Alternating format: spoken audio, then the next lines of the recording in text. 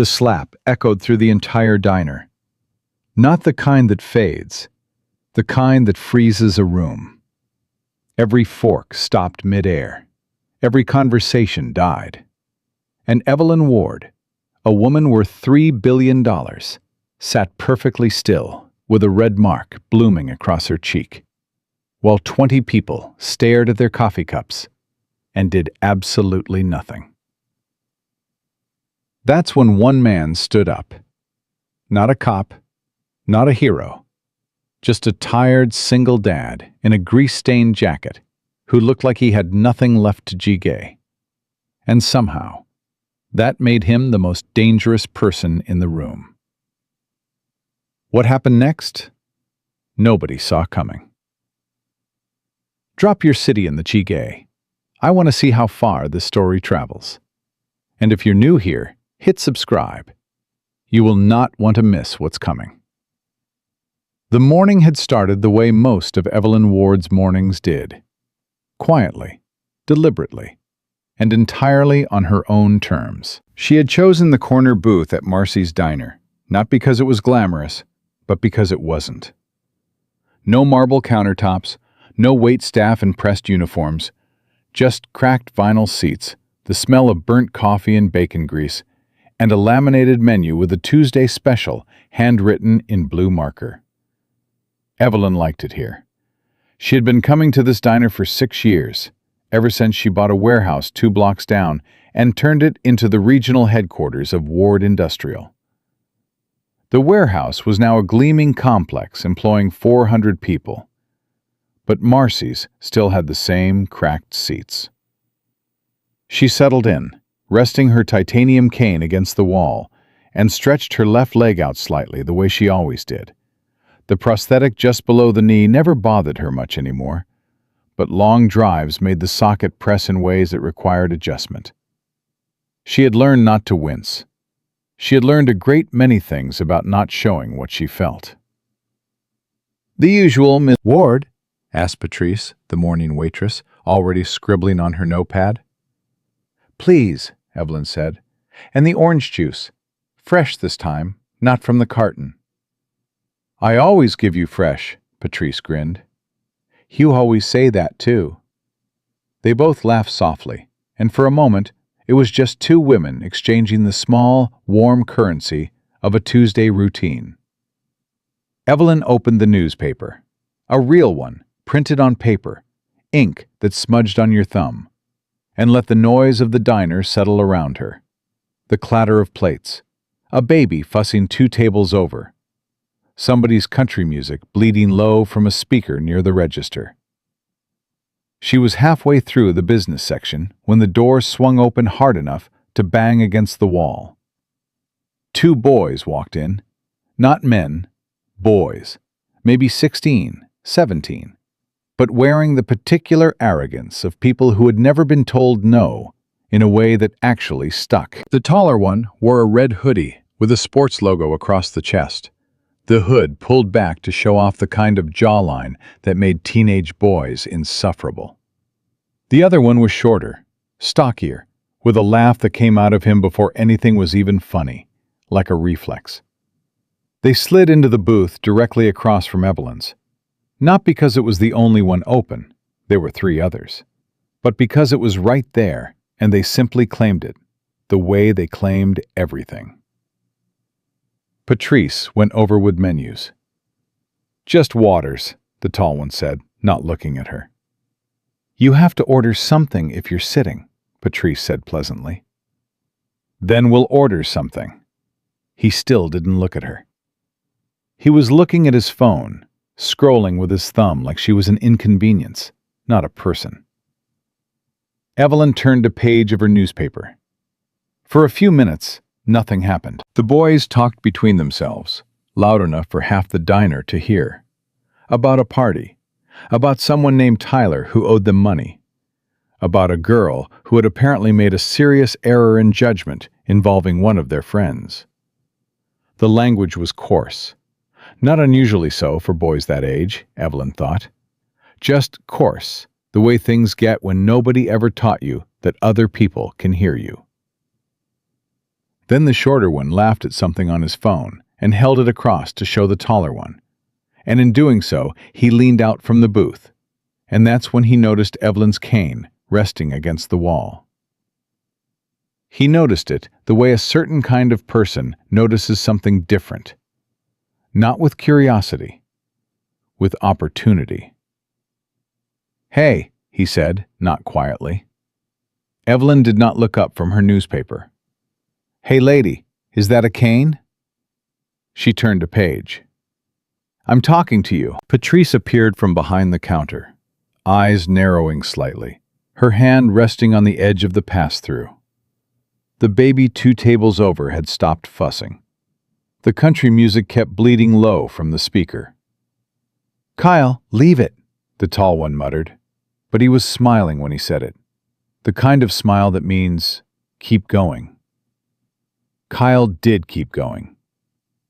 "No, seriously," he said, louder now, performing for his friend, performing for the diner, performing for whatever invisible audience lived permanently inside his head. "I just want to know, is that like a fashion choice, or did something actually happen to you?" Evelyn folded her newspaper. She set it down on the table with a careful, deliberate motion. The way you set down something you intend to pick back up. She picked up her orange juice, fresh squeezed, just like Patrice always did it, and took one slow sip. Then she looked at him. Not with anger, not with hurt, with a particular kind of calm that belongs to people who have stared down boardrooms, negotiated billion-dollar contracts, and rebuilt their entire lives twice over from the rubble of things that would have destroyed anyone less stubborn. The kind of calm that costs something to maintain. "It's a cane," she said, "and I'm trying to have breakfast." Kyle looked at his friend. His friend looked back with that same smile. "Go on, this is good." And Kyle seemed to grow an inch taller from the attention. "Right, but like," he gestured vaguely toward her leg. "What happened? You fall off your scooter or something?" A couple at the next table shifted uncomfortably. A man by the window folded his arms. Nobody said anything. Nobody moved. Evelyn had been in this moment before. Not this exact moment, not these exact boys, this exact diner, but this shape of moment. She knew its geometry. The way cruelty presented itself as curiosity. The way a crowd turned itself into wallpaper. The way you were supposed to either laugh along or disappear, because both options required you to agree that you were less than what you were. She had made her peace, mostly, with public discomfort. What she had not made peace with, what she refused, categorically, to make peace with, was the particular variety of cruelty that wore a teenager's face and called itself a joke. "I lost my leg," she said, "to a roadside bomb in Kandahar province, Afghanistan, when I was 22 years old and serving my country. I've had 24 years to get comfortable with the answer. You're going to have to get comfortable with the question." Silence. Not awkward silence. Something harder than that. Kyle blinked. His friend's smile had slipped slightly, rearranging itself into something that wasn't quite sure what it wanted to be.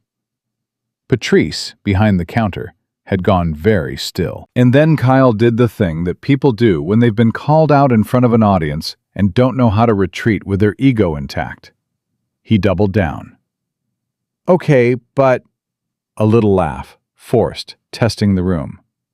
"I mean, no offense, but that's kind of—" Another laugh. "You're in a diner, with like a whole fake leg, just sitting there like it's normal." "It is normal," Evelyn said. Her voice had not risen. It had, if anything, gotten quieter. "For me." "Kyle," the tall one said again, and this time there was something slightly different in his voice. A hairline crack of actual unease. Kyle didn't hear it, or chose not to.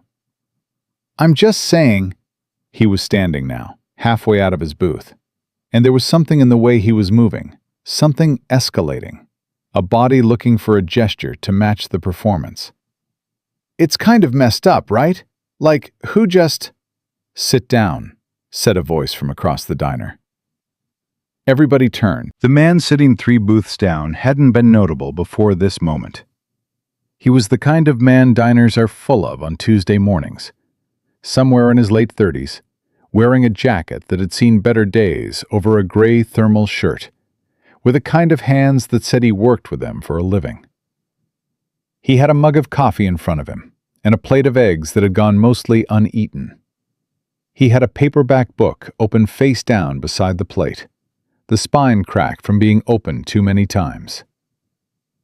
He had dark eyes, and right now those dark eyes were on Kyle, with an expression that was entirely, unsettlingly calm. "I said sit down," Daniel Carter repeated. Kyle turned to look at him with a particular contempt teenagers reserve for adults who insert themselves uninvited. "Mind your business, man." Daniel picked up his coffee mug, took a sip, set it back down. None of this was hurried. "That is my business," he said. "Anything that happens in a public place where I'm sitting with my coffee is my business. That's just how it works." "Oh yeah?" Kyle stepped fully out of his booth now, squaring his shoulders in the way boys do when they're deciding how far to take something. "And what are you gonna do about it?" "Nothing dramatic," Daniel said. He sounded almost bored, except for something in his eyes that wasn't bored at all. "I'm going to give you a choice. You can sit back down, finish your waters, and leave this woman alone to eat her breakfast in peace. Or I can call the police right now." He held up his phone. "And we can discuss what just happened here with people who have badges and an actual interest in following through." "That's not a crime," the tall boy said from his booth. "Verbal harassment of a veteran in a public establishment," Daniel said, "tends to get interesting real fast, especially in this county.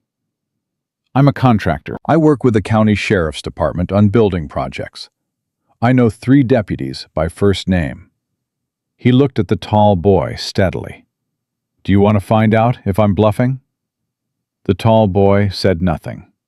Kyle's posture deflated by degrees. The shoulders came down, the chin dropped a fraction. The performance found its edge and then stepped back from it. Something moved behind his eyes that wasn't quite shame, but was the shadow shame casts before it arrives. He looked at Evelyn.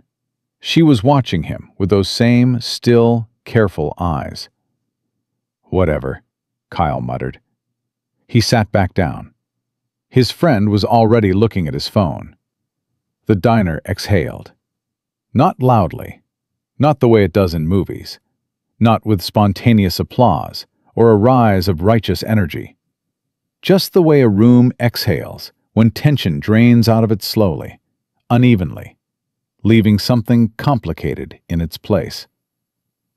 Patrice disappeared into the kitchen. The couple at the next table resumed a quiet conversation. The baby started up again, somewhere behind Evelyn, small and indifferent to all of it. Evelyn picked up her newspaper.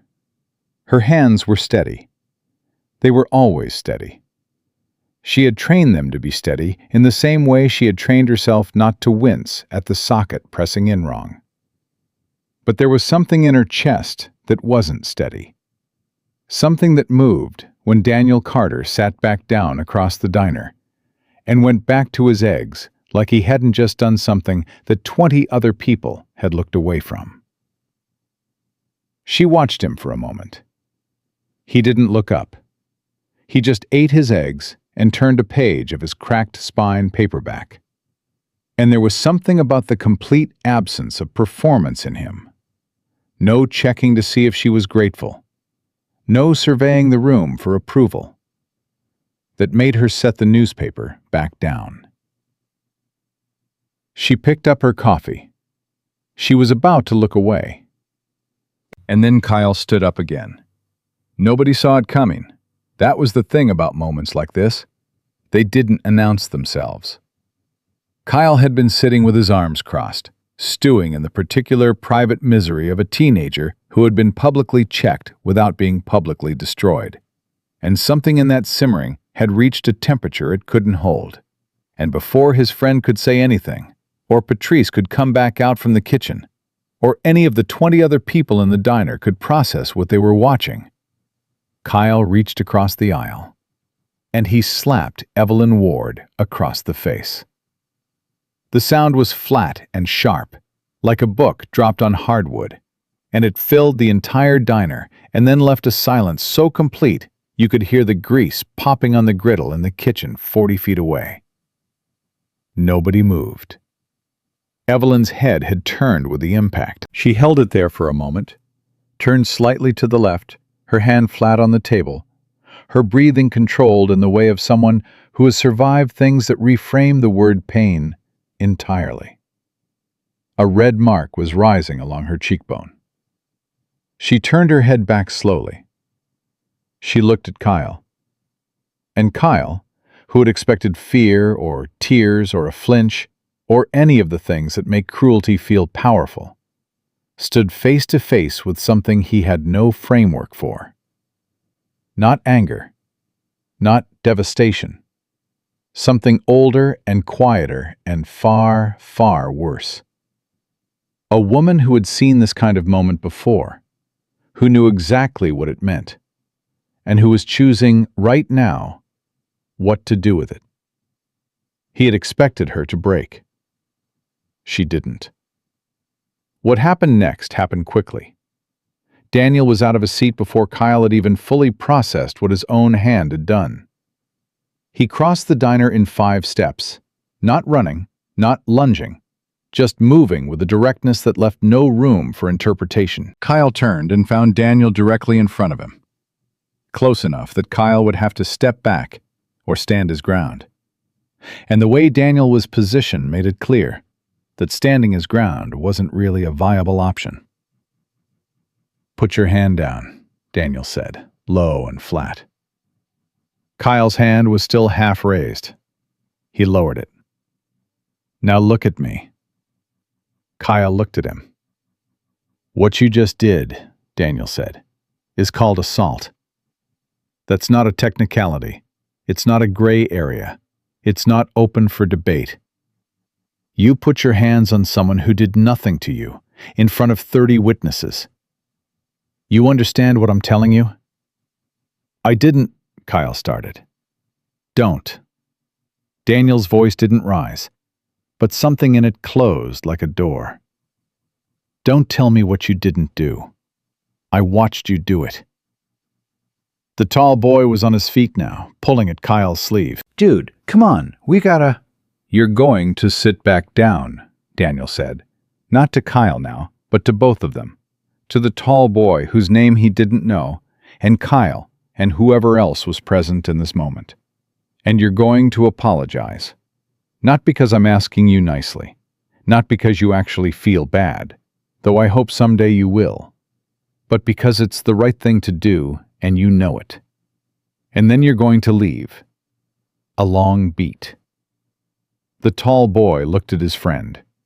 Kyle looked at the table. The room was watching. "I'm sorry," Kyle said. It came out like a splinter being pulled, unwilling and pained and almost inaudible. But it came out. He looked at Evelyn when he said it. She gave him nothing back. Not forgiveness, not contempt, nothing. Just those same steady eyes that had been looking at the world honestly for 46 years and had learned to see it clearly. The boys left. The door banged the same way it had when they'd come in. And then it was just the diner, settling back into itself, the baby and the country music and the smell of grease. Patrice was at Evelyn's booth in seconds. "Ms. Ward, do you want me to call?" "I'm fine," Evelyn said. Her voice was entirely normal. "Can I get a refill on the coffee?" Patrice looked at her for a moment, then nodded and went. Daniel was still standing in the aisle, running his hand through his hair, the adrenaline finding its way out of his body in slow increments. He looked at the door where the boys had gone. Then he looked at Evelyn. He walked over to her booth. "I'm sorry about that," he said. "I should have—" He stopped. Started again. "I should have said something sooner." "You said something," Evelyn said. "Not soon enough." "No." She looked at him directly, the way she'd been looking at the world directly since she was old enough to decide it mattered. "But you said it. That's the part that counts."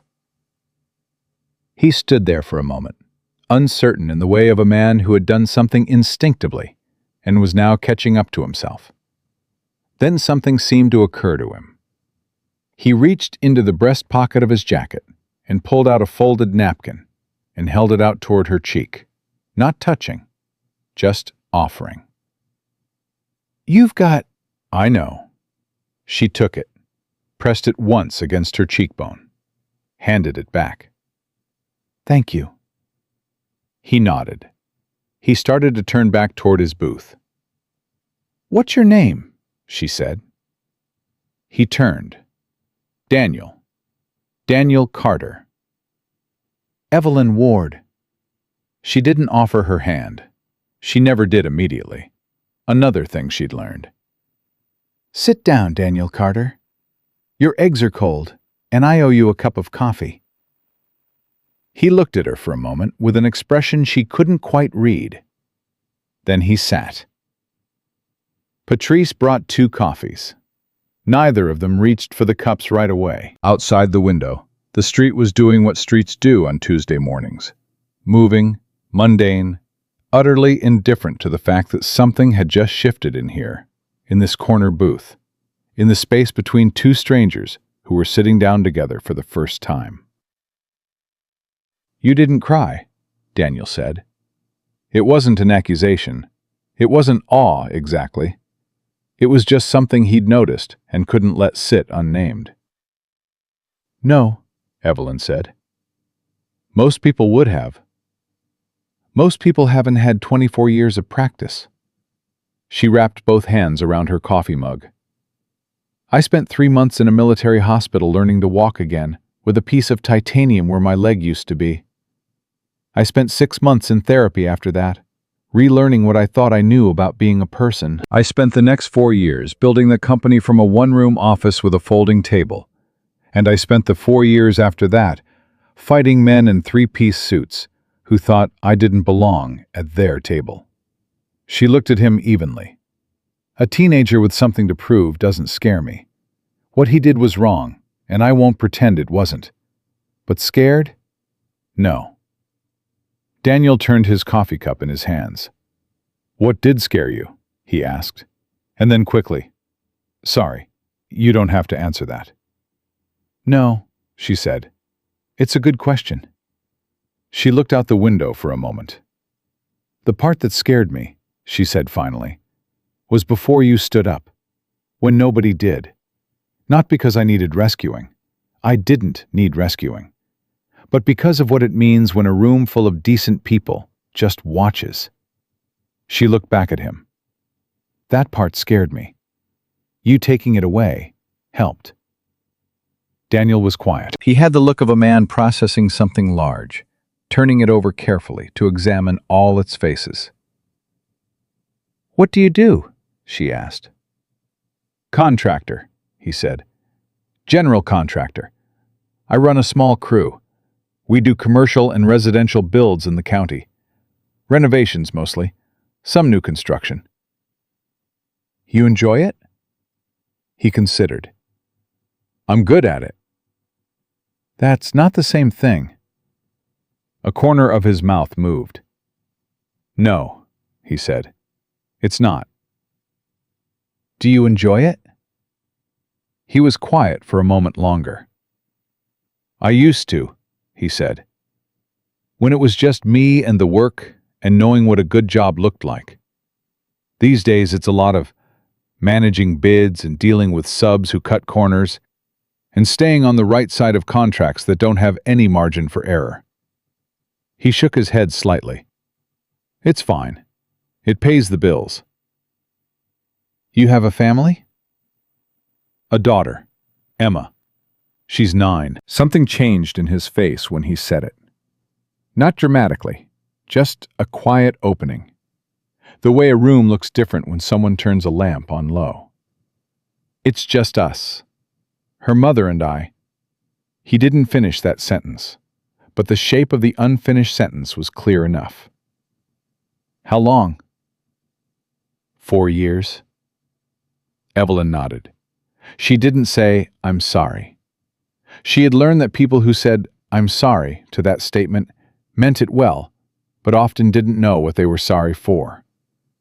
Instead, she said, she's lucky. Emma? To have a father who stands up. He looked at her again, with that expression she still couldn't fully read. Something that was more than gratitude, and less than ease. Like someone being handed a reflection they weren't sure they'd earned. Patrice came by to refill the coffees. Outside, a truck rumbled past. The baby had finally stopped fussing. The Tuesday morning was doing what it had been doing all along, moving without ceremony, indifferent to what it contained. Can I ask you something? Daniel said. You've been polite about not asking questions since you sat down, Evelyn said. That's its own kind of question. He almost smiled. Ward Industrial, he said. That's your company. It is. I drove past your complex on the way here. The big one on Callaway. That's the regional hub, she said. We have 11 locations. Primary headquarters is in Austin. He wrapped his hands around his mug. I looked you up once, actually, a few years ago. We were bidding on a subcontract for a build you were commissioning in the county. We didn't get it. Who did? A firm out of Raleigh. Bigger operation, more capacity.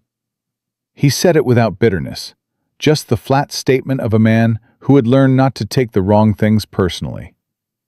Fair enough. It wasn't a fair bid, Evelyn said. He looked at her. The Raleigh firm came in lower because they were using materials below spec. We caught it in review and pulled them after the first phase. Cost us 4 months and a significant fee to bring in a replacement. She held his gaze. I remember the secondary bids on that project. Your firm's estimate was within range and the quality breakdown was thorough. Daniel was very still for a moment. You remember a secondary bid from how long ago? 3 years, roughly. And I don't remember you specifically. I remember the bid document. I remember it because it was organized clearly. The materials list was specific, and someone had written in the margin of the labor estimate. She paused, looking at him with something that might have been curiosity, or might have been something deeper deciding to surface.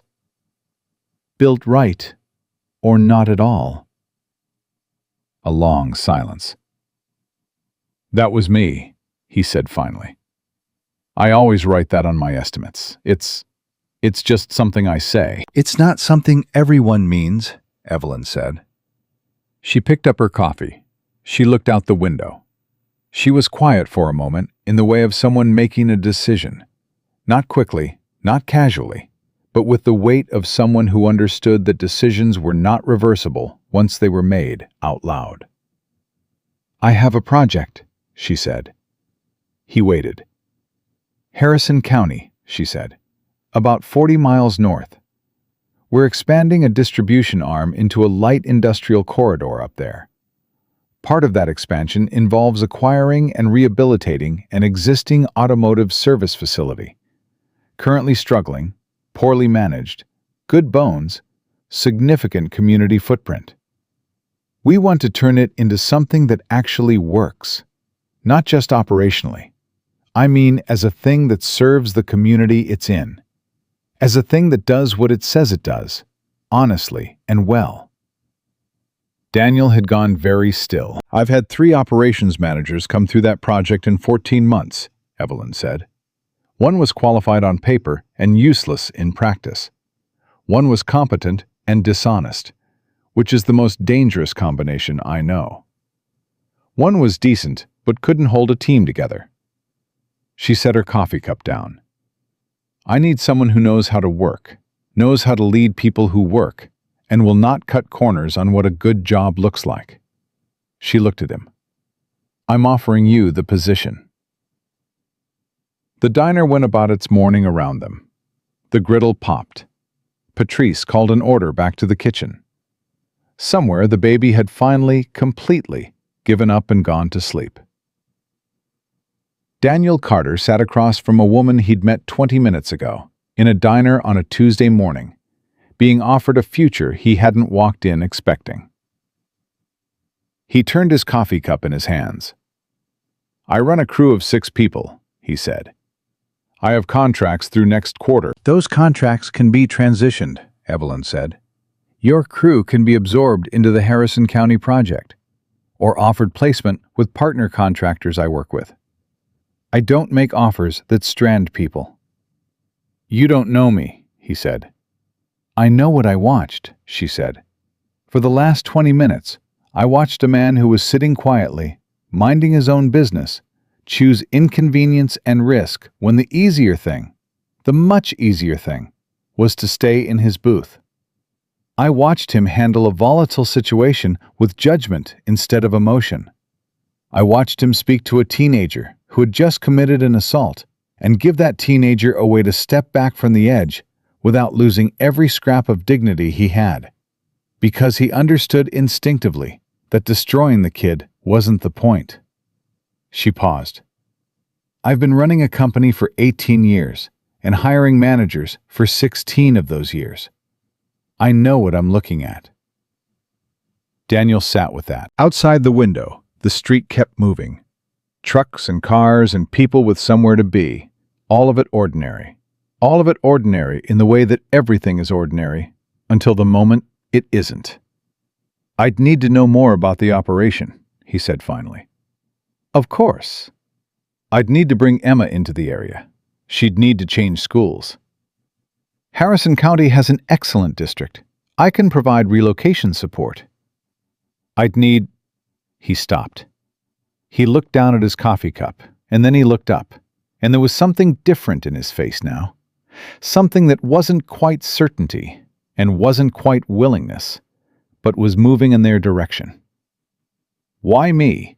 He said. You had bad luck with 3 managers. What makes you think a contractor from nowhere, who you met in a diner because he told a couple of kids to sit down?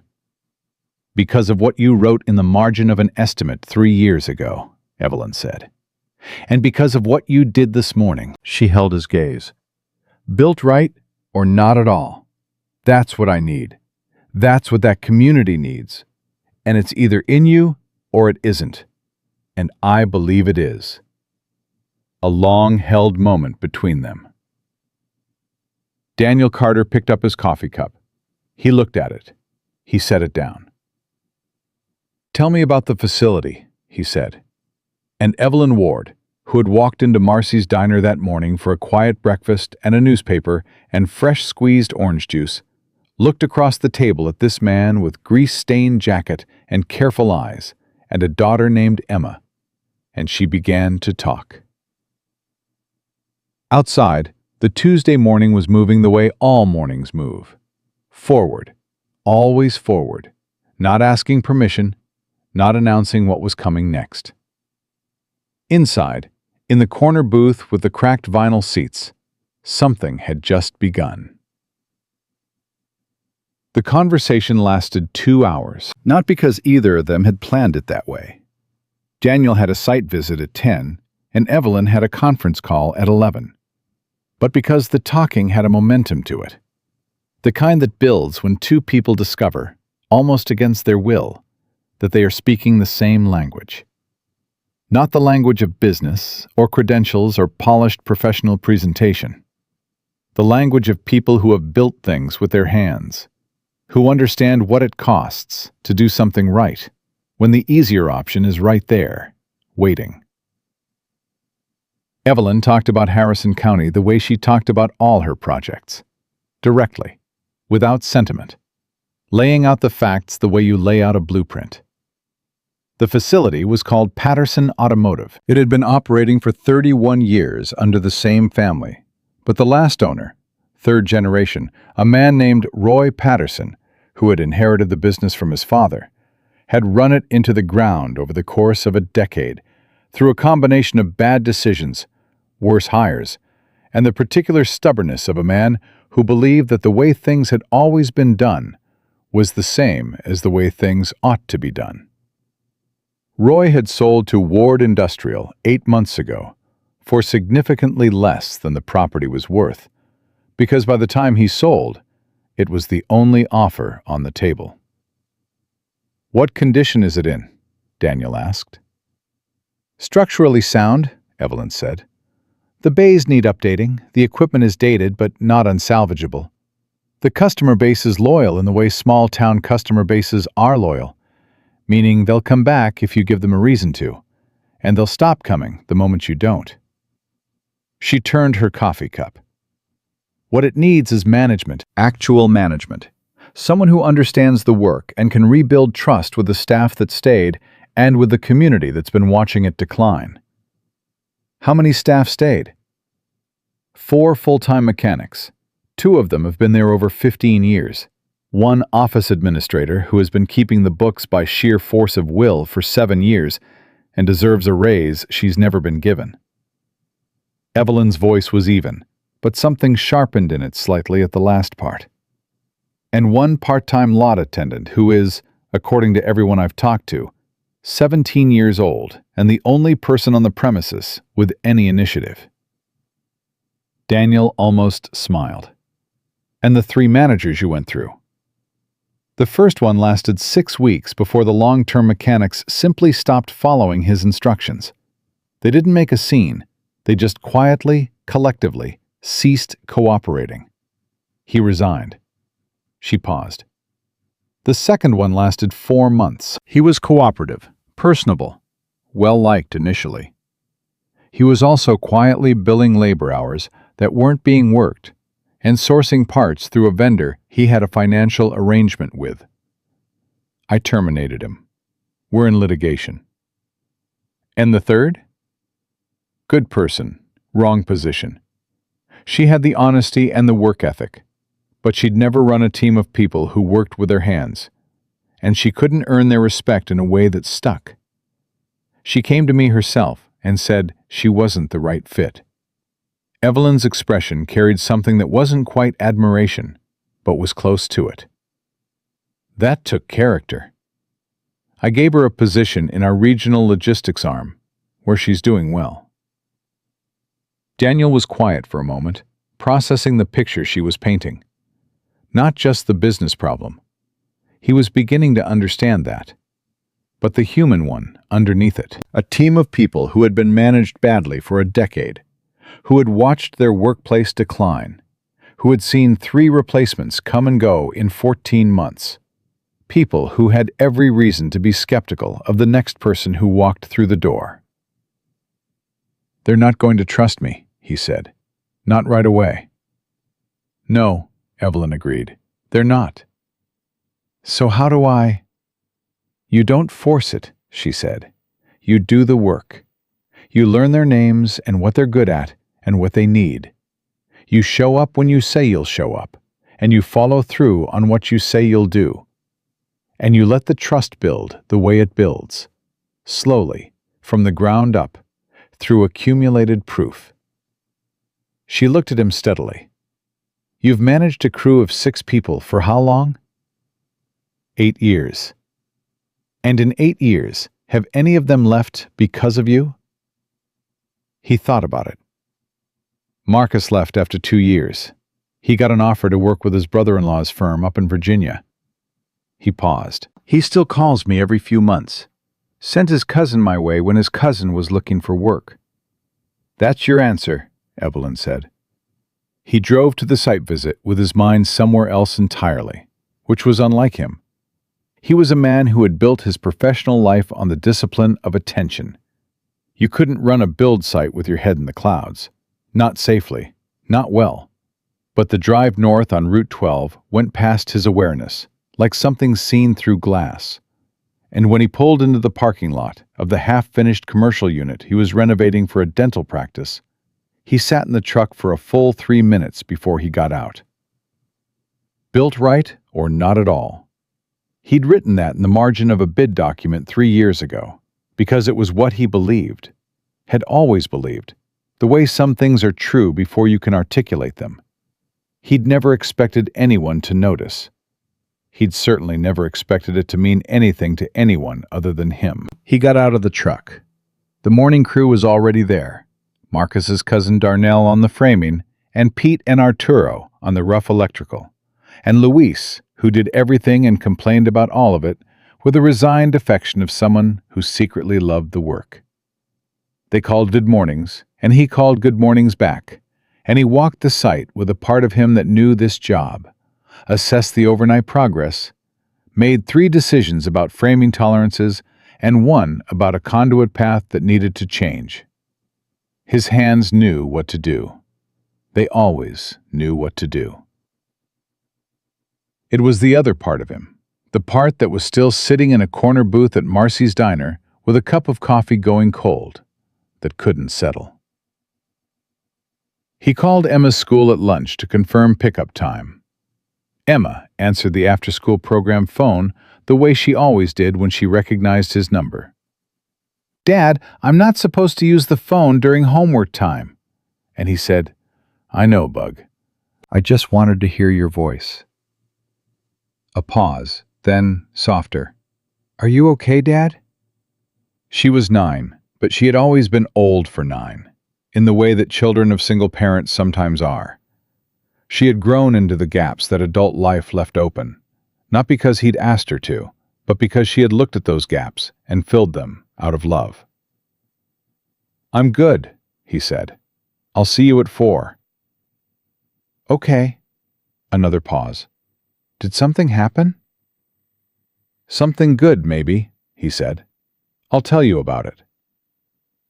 He didn't tell her that night, because by the time he picked her up and made dinner and sat through her detailed accounting of a disagreement between 2 of her friends that had apparently consumed the entire 3rd grade social landscape, it was 9 o'clock and she was asleep on the couch with her backpack still on her feet, and he sat across from her in the quiet of the apartment and thought about Harrison County. He thought about what it would mean to leave, not just the contracts. Those could be dealt with. She'd been right about that. But the familiarity. 8 years in this county, in this apartment, on these roads. The mechanics he trusted, and the suppliers who knew his name, and the particular worn-in comfort of a life that fit, even if it didn't quite stretch. He thought about Emma changing schools. New kids, new teachers, the social calculus of a 3rd grader in a new town, which was its own brutal science. She was adaptable. She got that from him, or maybe just from the life they'd lived together. But adaptable wasn't the same as unaffected. He thought about Evelyn Ward, who had pressed a napkin once against her cheek and handed it back and said thank you, in a voice that didn't ask for anything more than the word itself contained. He thought about a woman in a diner who had looked at a teenager holding violence in his hand and had not flinched, and who had looked at Daniel afterward with eyes that saw something he was still trying to see in himself. He fell asleep in the chair and dreamed about nothing, which was the best kind of sleep. 3 days passed. He went back to the diner on Thursday. Not for her, he told himself, just because it was Thursday, and he always got breakfast at Marcy's on Thursday. And she was there. Same corner booth, same newspaper, fresh squeezed orange juice. She looked up when he came in. "Mr. Carter." "Miss Ward." He gestured toward the booth across from her, the question in the gesture rather than the words. "Please," she said. He sat down. Patrice came over without being asked and poured him a coffee, which meant she'd been watching the door, which meant Evelyn had mentioned he might be coming, which meant he didn't know exactly what it meant, but it was something. "I've been thinking," he said. "I assumed you would be," she said. "I have concerns." "I'd be worried if you didn't." He wrapped his hands around the mug. "Emma, the school thing. I need to know it's actually a good district, not just something you said to ease the conversation." Evelyn reached into the leather bag beside her and produced a manila folder. She set it on the table and slid it across to him. He opened it. Inside was a printed summary, district test scores, extracurricular programs, a note about a reading specialist who ran an after-school enrichment program, 2 letters of recommendation from parents who had moved children into the district from elsewhere. It was thorough in a way that said it had not been put together quickly. He looked up. "I had my assistant pull it Tuesday morning," she said simply. "You have a daughter. That's not a concern I could leave unaddressed." He looked back at the folder.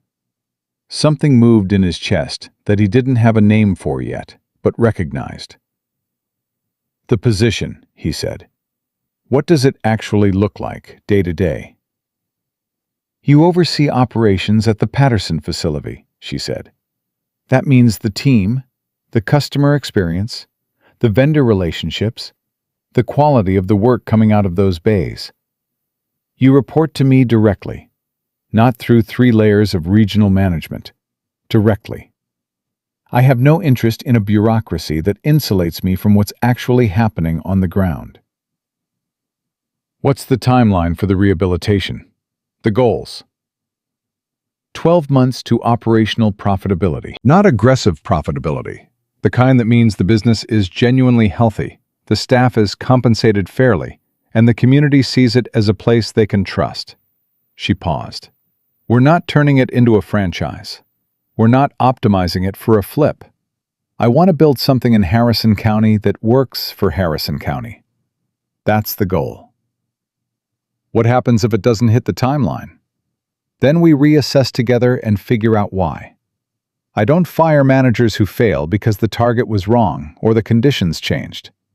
I fire managers who stop being honest with me about what's happening." Her voice was even, direct, no softening around the edges. "I need to know what's real, always, even when it's not what I want to hear, especially then." Daniel nodded slowly. He closed the folder. He held it for a moment, then set it beside his mug. "I need 2 weeks," he said, "to transition the contracts and have a real conversation with my crew about what comes next." Evelyn looked at him for a long moment. 2 weeks is fine. And I want to visit the facility before GDK. I want to walk the bays, talk to the mechanics. Not as the new manager, just as someone coming to see the operation." "I can arrange that." "I'd rather go alone," he said, "without Ward Industrial's name attached. Just a contractor coming by for an estimate on a vehicle. I want to GDK what it looks like when nobody's putting on a show."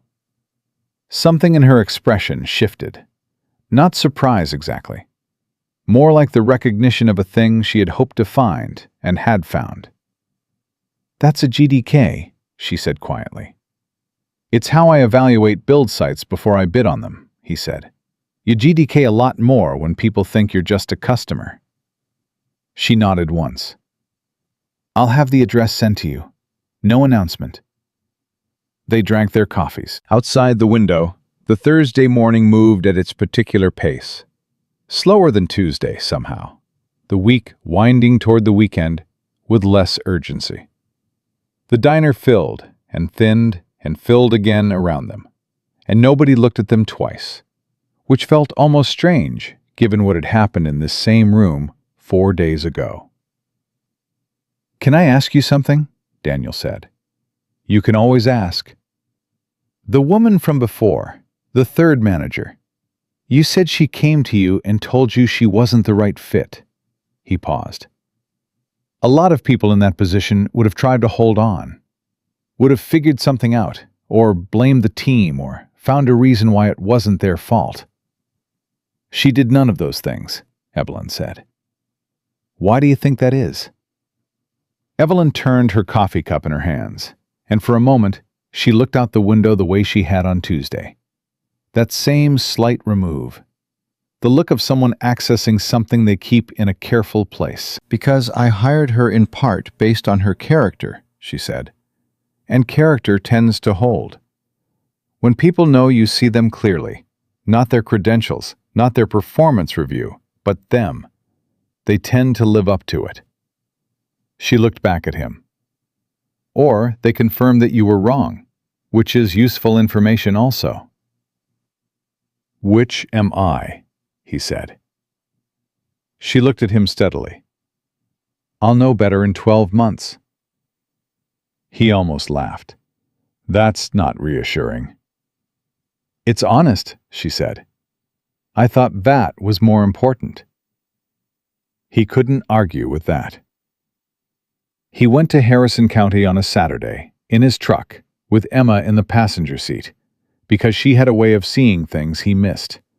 And also because she was 9, and she deserved a day out, and also, though he didn't say this to himself directly, because he wanted her to see it.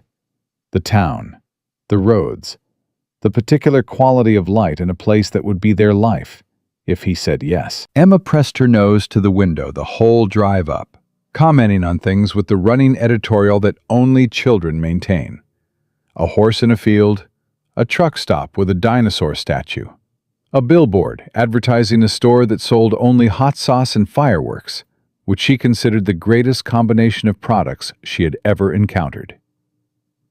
He pulled into Patterson Automotive and got out and told Emma he was going to ask about getting the truck looked at.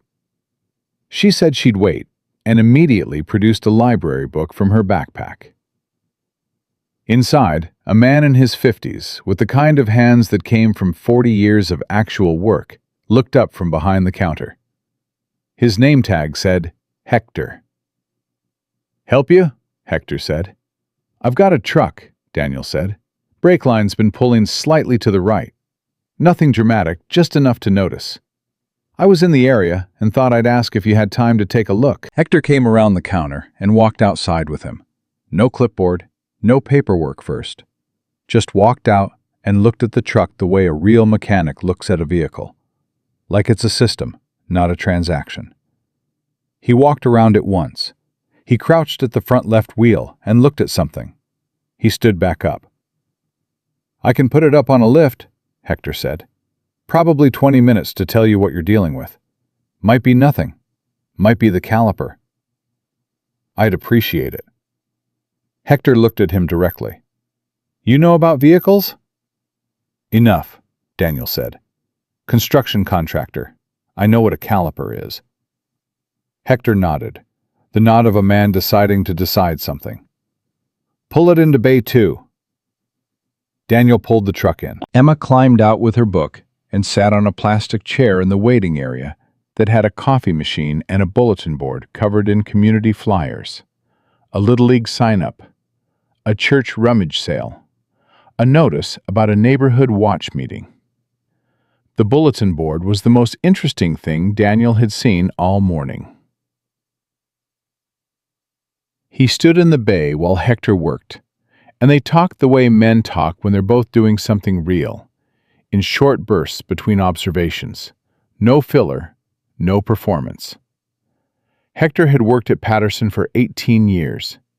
He had stayed through the decline because it was his work, and he wasn't going to walk away from work that was his. But there was something in the way he said stayed that held the weight of a decision that hadn't been easy. His colleague Reuben had been there 22 years. The young woman in the office, Joanna, had been keeping the books honest through 3 years of management decisions that hadn't always made it easy to keep them honest.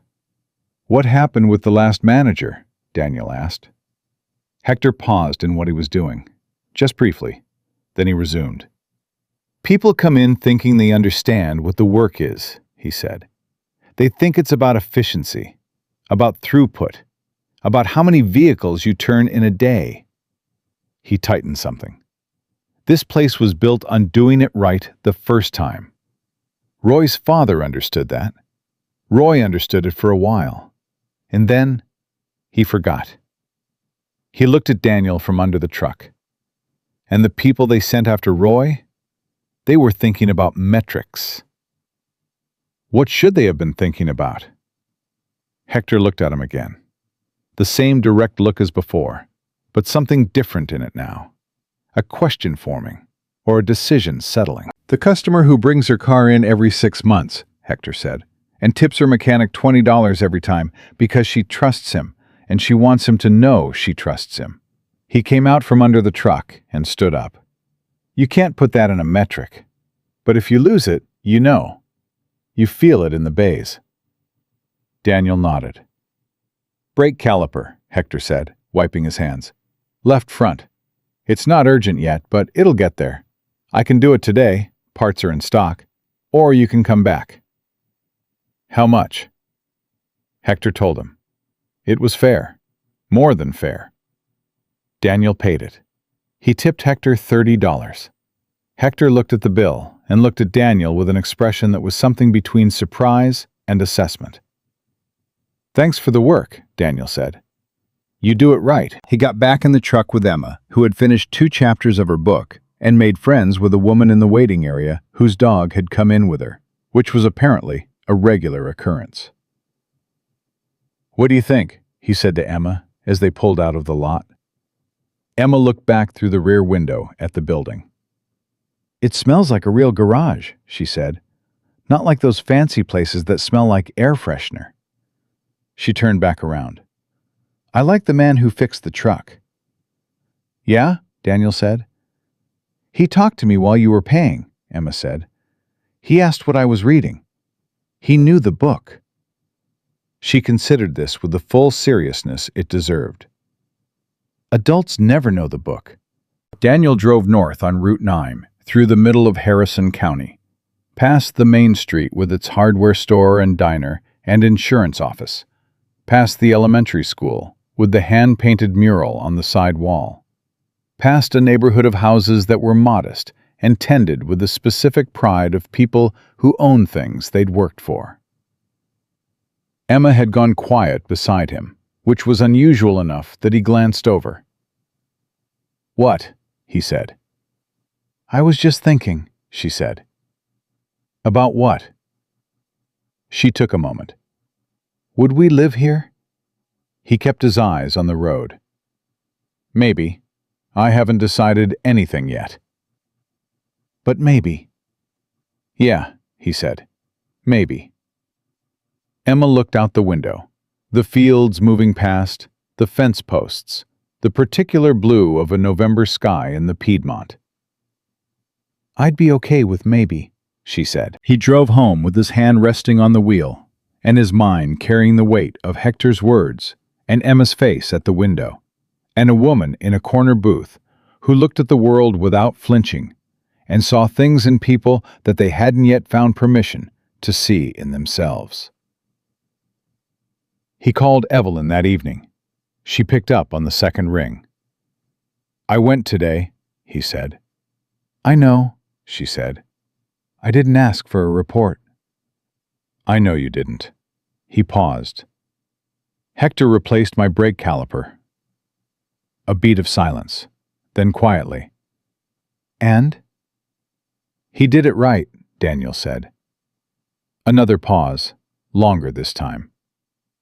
I'll take the position, Daniel said. I've got 2 weeks of transition. I'll be in Harrison County the 1st of the month. Evelyn didn't say wonderful or excellent or any of the words that corporate language uses to perform satisfaction. What she said was simply, good. And then, after a moment, the team deserves someone who notices. He went to bed that night with the decision sitting in him the way big decisions sit. Not light, not heavy, just present. True. The kind of thing you know is right, not because it's easy, but because it's honest. And honesty, he had learned, had a particular weight to it that nothing else could imitate. Outside his window, the night was doing what nights do, holding everything still for a few hours before turning it back over to the morning. He slept better than he had in months. The 1st of the month fell on a Monday, which felt appropriate. Daniel had always believed that certain things ought to begin on Mondays, not because of superstition, but because a Monday had a particular quality of intention to it, a clean edge that other days of the week didn't carry. He pulled into the Patterson Automotive lot at 7:45 in the morning, with Emma asleep in the back seat, her head against the window and her library book open and face down on her lap, the way books ended up when sleep arrived faster than expected. They had driven up the night before and stayed at a motel off Route 9, the kind with interior corridors and a vending machine that dispensed exactly the kind of terrible snacks Emma considered a treat. And now the November morning was cold and pale, and the parking lot was empty except for Hector's truck, which was already there. Daniel sat for a moment and looked at the building. In the gray light, it looked smaller than it had on Saturday, and more worn and more real. The sign above the bay doors, Patterson Automotive, the letters faded from years of sun, had a small, hand-painted addition beneath it that someone had added at some point and never taken down. Serving Harrison County since 1993. 31 years. 3 generations, and one slow collapse, and whatever this was now. Beginning in a Monday morning parking lot with a sleeping 9-year-old and a man who had driven 2 hours on 4 hours of sleep because he'd told someone he'd be there, and he was going to be there. He got out of the truck quietly and walked to the front door. It was unlocked. Inside, the lights in the office were on, and Hector was at the coffee machine with his back to the door. He didn't turn around when Daniel came in, just reached for a second mug from the shelf beside the machine and set it on the counter. "Figured you'd be early," Hector said. "You were earlier," Daniel said. "I'm always earlier." Hector poured 2 coffees and turned and handed one across. He looked at Daniel with the same direct look from Saturday, reading something in his face. "You're the one they're sending." It wasn't a question. "Yeah," Daniel said. "I'm the one." Hector held his mug in both hands and looked at Daniel for a long moment in the way of a man running a private calculation. "I want you to know something before the others get here," he said. "Okay? I've watched 3 people walk through that door in the last 14 months, Hector said.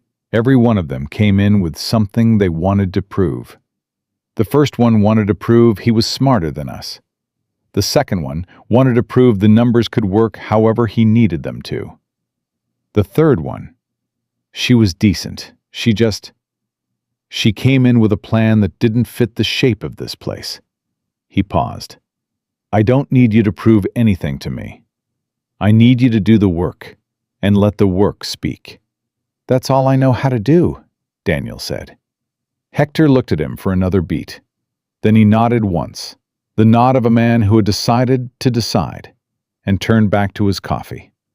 The others arrived over the next 20 minutes. Reuben came in first, a tall man in his late 40s with a slow, deliberate way of moving and a handshake that meant something, the kind that lasted a half-second longer than perfunctory. He didn't say much. He assessed. Daniel let himself be assessed without trying to manage it, which seemed to be the right call because Reuben's expression, while not warm, settled into something that was at least not closed. Then came Marcus. Not the Marcus from Daniel's old crew, a different Marcus, younger, maybe 28, with quick eyes and the energy of someone who was good at their job and knew it, and was still deciding whether that was enough reason to trust the new person in charge. He shook Daniel's hand firmly and said, "They told us you were a contractor. Construction." "That's right," Daniel said. "You know about automotive?" "Not as much as you," Daniel said. "That's why I need you to show me what I need to know, and I'll show you what I know. And between us, we'll figure out what the shop needs." Marcus looked at him for a moment. "Fair enough," he said, in a tone that meant the jury was still out, but at least the trial had started. Joanna came in last, slightly breathless, carrying a canvas bag full of files and a coffee thermos that had seen better days. And she stopped when she saw Daniel and said, "You're here early." And Daniel said, "So are you." And she said, "I'm always here early. Someone has to be." And there was something in her voice that wasn't a complaint, but was the voice of a person who had been carrying more than their share for long enough that it had become simply the texture of the job. She was in her early 40s, with reading glasses pushed up on her head and the particular competence of someone who had made themselves indispensable by refusing to be anything less. "I want to go over the books with you this week," Daniel said. "Not to audit, to understand. I need to know what the real picture is before I can figure out what needs to change."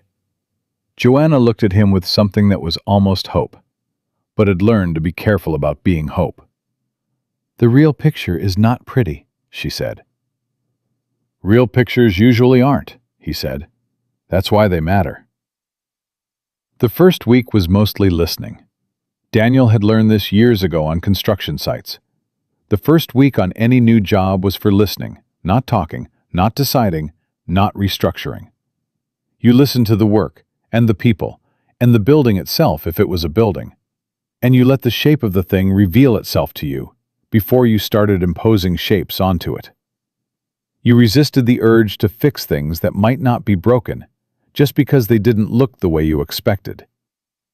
He learned that Reuben had a preference for certain torque specs that differed from what the manual said, and that his preference was correct. He learned that Marcus had been doing a kind of informal intake assessment on every vehicle that came in, a quick visual checklist he'd developed himself and written up in a spiral notebook that was more thorough than what the previous management had required, and that Marcus had been doing it on his own time because nobody had told him to, but he decided it was how the work ought to be done.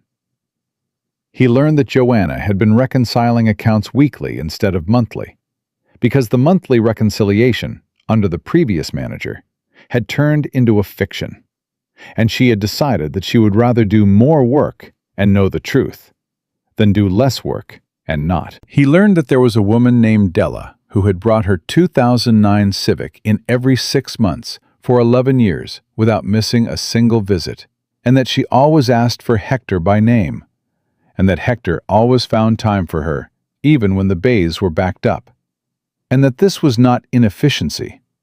It was the whole point. At the end of the first week, he sat down with all 4 of them at the work table in the break room and said, "Tell me what's wrong. Not what's wrong with the business. What's wrong with the work? What are the things that make your job harder than it needs to be?" Nobody spoke for a moment. Then Joanna said, "The parts vendor we're currently using ships on a 3-day delay, and the invoices are never itemized correctly. I spend 4 hours a month reconciling invoices that should take 40 minutes. "I'll fix that," Daniel said. "What else?" Reuben said, "The lift in Bay 3 has been running slow for 6 months. Nobody approved the repair budget." "I'll approve it Monday. What else?" Marcus said, "The intake forms customers fill out are set up wrong. They ask for information we don't need, and they don't ask for information we do need. So I end up asking customers the same questions twice, which makes us look disorganized." "Redesign the form," Daniel said. "You know what should be on it better than anyone. Write it up however makes sense to you, and I'll get it printed." Marcus looked at him with a slightly different expression than he'd been wearing all week, something that was reassessing. "I had a version drawn up about 2 years ago," Marcus said carefully. "I showed it to the last manager." "What did he say?" "He said the corporate template couldn't be changed without approval from regional." Daniel said, "I am regional. Use your version." The second week was harder, because the second week was when the first real test arrived. It came in the form of a man named Greg Fatch, who owned an auto parts distribution business in the next county over, and had been supplying Patterson Automotive for 6 years. He arrived on a Wednesday morning without an appointment, wearing a jacket that was slightly too expensive for 11 o'clock on a Wednesday, and he asked to speak to the new manager. Joanna showed him to Daniel's office, a small room off the main hallway that Daniel had not yet had time to fully claim, the desk still carrying the ghost of previous occupants, in the form of a sticky note residue on the monitor, and the stapler that was out of staples. Greg Thatch sat down and put his hands on the desk with the comfortable ease of a man accustomed to being received well, and he said, "I just wanted to come introduce myself. You're taking over a good account here. We've been doing business with Patterson for 6 years. Good relationship. Good terms." "I've looked at the terms," Daniel said. "Good, good." Greg smiled the way people smile when they expect everything to be simple. "So, you'll see, we're competitive." "I see you're delivering on a 3-day lead time with irregular invoicing," Daniel said. "That's not competitive. That's what we've been tolerating because nobody pushed back." Greg's smile held but changed quality slightly, like a painting where the light has shifted. "Well, some of that is just logistics. You know how supply chain—" "I know how supply chain works," Daniel said. "I've been running construction builds for 8 years. I know the difference between a supply chain problem and a vendor arrangement that doesn't prioritize the customer." He looked at Greg directly. "I want to talk to you about revised terms. 2-day delivery, itemized invoicing with a tolerance of 0 on discrepancies. If that works for you, great. If it doesn't, I'll be evaluating other vendors." Greg looked at him for a long moment. The easy smile had settled into something more careful. "That's a significant ask." "It's standard," Daniel said. "I'm just the first person here who's said it out loud." There was a pause. Then Greg said, "I'd need to run it by my operations people." "Take the week," Daniel said. "I'll need an answer by Friday, because I have 2 other vendors I'm meeting with Thursday." He didn't have 2 other vendors he was meeting with Thursday. He had 1 call scheduled, which was more of a preliminary inquiry than a meeting. But the statement was not dishonest in its intent. He would absolutely pursue other options. And when Greg Thatch left the office 12 minutes later, his posture carried the particular adjustment of a man who had come in expecting one kind of conversation and received another. Joanna was at her desk when Greg passed through the hallway. She watched him go, and then looked through the open office door at Daniel. "Nobody's ever pushed back on Greg," she said. "I know," Daniel said. "He and the previous manager had a—" She searched for the word. "An arrangement." "I know that too." She looked at him for a moment. Then she said quietly, "Thank you." He called Evelyn that evening from the motel where he and Emma were staying, while the rental house they'd found was being made ready. Emma was doing homework at the small table by the window, her pencil moving with the focused energy of a child who had decided to take her homework seriously in the new town, in the new school, in the new version of their life. "Greg Thatch came by," Daniel said. "I know Greg Thatch," Evelyn said, and her voice had a particular flatness to it that said more than the words. "He had an arrangement with a previous manager." "I suspected as much. The parts costs were running 18% above what they should have been." "I told him I want revised terms by Friday." A pause. "And if he won't renegotiate?" "Then I find someone else," Daniel said. "Hector gave me 2 names. Regional suppliers with solid track records. I've already looked at their pricing." Another pause. Longer. Then, "Good. You're not going to tell me to handle it carefully? Not to move too fast?" "Should I be?" He thought about it. "No," he said. "Then I won't." He could hear something in her voice that wasn't quite warmth, but was adjacent to it. The sound of a person finding what they had hoped to find. "How is the team?" "Ruben is watching. Marcus is starting to engage. Joanna is—" He paused, looking for the right word. She's been holding this place together by sheer force of will for 3 years, and she's so used to doing it alone that she doesn't quite know what to do with someone who isn't leaving it all on her. "Give her time," Evelyn said. "I know." He looked at Emma, who was erasing something with a fierce concentration of a third grader who had made an error and intended to correct it fully. "How's Emma adjusting?" Evelyn asked, and the question was so unexpected, so outside the professional frame of the conversation, that he held the phone slightly away from his ear for a moment. "Good," he said, when he'd caught up to himself. "She made a friend on day 2, a girl named Sophie, whose family has been in Harrison County for 4 generations, so Emma now knows more local history than I do." Evelyn made a sound that was the nearest thing to a laugh he'd heard from her. "That sounds like Emma." "You've never met Emma?" "No," she said, "but I know her father." He didn't know what to say to that, so he didn't say anything, which was often the right response. He moved into the rental house with Emma on a Thursday. It was a 3-bedroom place on a quiet street 2 miles from the shop, with a yard that had a tree in it that Emma immediately designated as hers, and a kitchen that smelled faintly of someone else's cooking, in the way rental houses do, warm and impersonal, and waiting to become something specific. Emma unpacked her books first, which said everything about who she was, and then her backpack, and then the framed photo she kept on her nightstand. The 3 of them, Daniel and Emma's mother, taken at a county fair the summer Emma was 5, all of them laughing at something outside the frame. Daniel paused when he saw her set it out. She looked at him when she felt him watching. "Is this okay?" she said. "Of course it is," he said. "She's still your mom."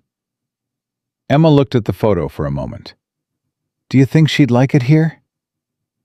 "I think," he said carefully, "that she'd be happy you're somewhere good." Emma considered this with the full weight of a 9-year-old processing something large. "Okay," she said finally, and went back to unpacking with the matter-of-fact energy of someone who has made their peace. The real trouble started in week 3. It announced itself as a rumor, which was how real trouble usually announced itself in a small town. Marcus came in on a Monday morning with something different in his posture, a tightness that hadn't been there before. And he didn't say anything at first, just started his work with the focus of a man keeping something at arm's length. Daniel noticed and let it sit until mid-morning, when Marcus came in to return a tool, and Daniel said, without preamble, "What's going on?" Marcus set the tool down. He looked at the door, then back at Daniel. "There's a place," he said, "across the county. Bridger's Auto. They've been around about 4 years. They came in after Patterson started declining and took a chunk of the commercial fleet work." He paused. "Word is they're telling people that Ward Industrial is going to turn this place into a chain shop. That we're going to start using off-brand parts and drive up prices and let go of the senior staff." Daniel was quiet. "People in town are listening," Marcus said. "We had 2 commercial account calls last week that didn't come back. Della asked Hector this morning if he was going to be let go." "What did Hector tell her?" "He told her he didn't know." Daniel stood up. "Get everyone together at noon, all 4 of you. Break room." He called Evelyn before noon. She picked up on the first ring. "Bridger's Auto," he said. A brief pause. "I know the name." "They're running a campaign, telling commercial accounts we're going to strip this place down to a franchise model." "That is not what we're doing," Evelyn said. "I know that. The town doesn't." He kept his voice level, but there was something moving underneath it. Not anger exactly, but the kind of focused heat that anger becomes when it has somewhere to go. "I need you to authorize something." "Tell me." "I want to host an open house. Open the bays, invite the community, Let people walk through and meet Hector and Reuben and Marcus and Joanna. Let them see what this place actually is. No corporate presentations, no Ward industrial branding on the podium. Just the shop and the people in it and what they do. Silence on the other end. Not long, but present. "That's not how we normally do community outreach," she said. "I know," he said. "But this isn't a normal situation. The trust here wasn't lost to bad press or market forces. It was lost because people stopped being honest with the community, and the community could feel it." He paused. "You want to rebuild it. You have to be visible. Real. Not a marketing exercise." Another pause. Longer. "Authorize it," Evelyn said. "Handle it the way you think it should be handled. I'll stay out of the way." He stood in the break room at noon with Hector and Reuben and Marcus and Joanna and told them what he was proposing. He told them what Bridgers was saying, and he told them what he wanted to do about it. And he told them that none of it worked if they weren't all in it together. Because no open house, and no outreach campaign, and no corporate backing could substitute for what was already in this room. 4 people who knew this work and had chosen to stay when they had every reason to leave. Joanna said, "When?" 3 weeks, Daniel said. "Enough time to do it right." Reuben, who had not said a word, looked at the table in front of him for a moment. Then he looked up at Daniel. "Della has been coming here for 11 years, he said. "She cried this morning when she asked me if I was leaving." "I know," Daniel said. "So we do this," Reuben said. It was not a question. "We do this," Daniel said. He worked harder over the next 3 weeks than he had worked in years. Not harder physically, though there was physical work involved, but harder in the way that matters more. The sustained effort of holding something together while building it at the same time. He worked with Joanna on the commercial accounts, calling each one directly, not with a pitch, but with a conversation, telling them what the shop was, what it was becoming, what they could expect and what they couldn't. He worked with Marcus on the intake system and the workflow and the slow, careful process of earning the kind of confidence that comes from doing good work and having people notice. He worked with Hector and Reuben on a quality checklist that was theirs, built from their combined 60 years of knowing what right looked like in these specific bays. And every evening, when Emma was asleep and the rental house was quiet, he thought about Evelyn Ward.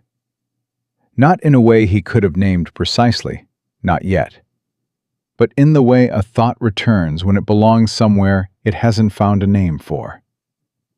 The way she had looked at Kyle in that diner. The way she had handed back the napkin. The way she had said on the phone 3 weeks ago, "I know her father," and left it at that. He didn't examine it.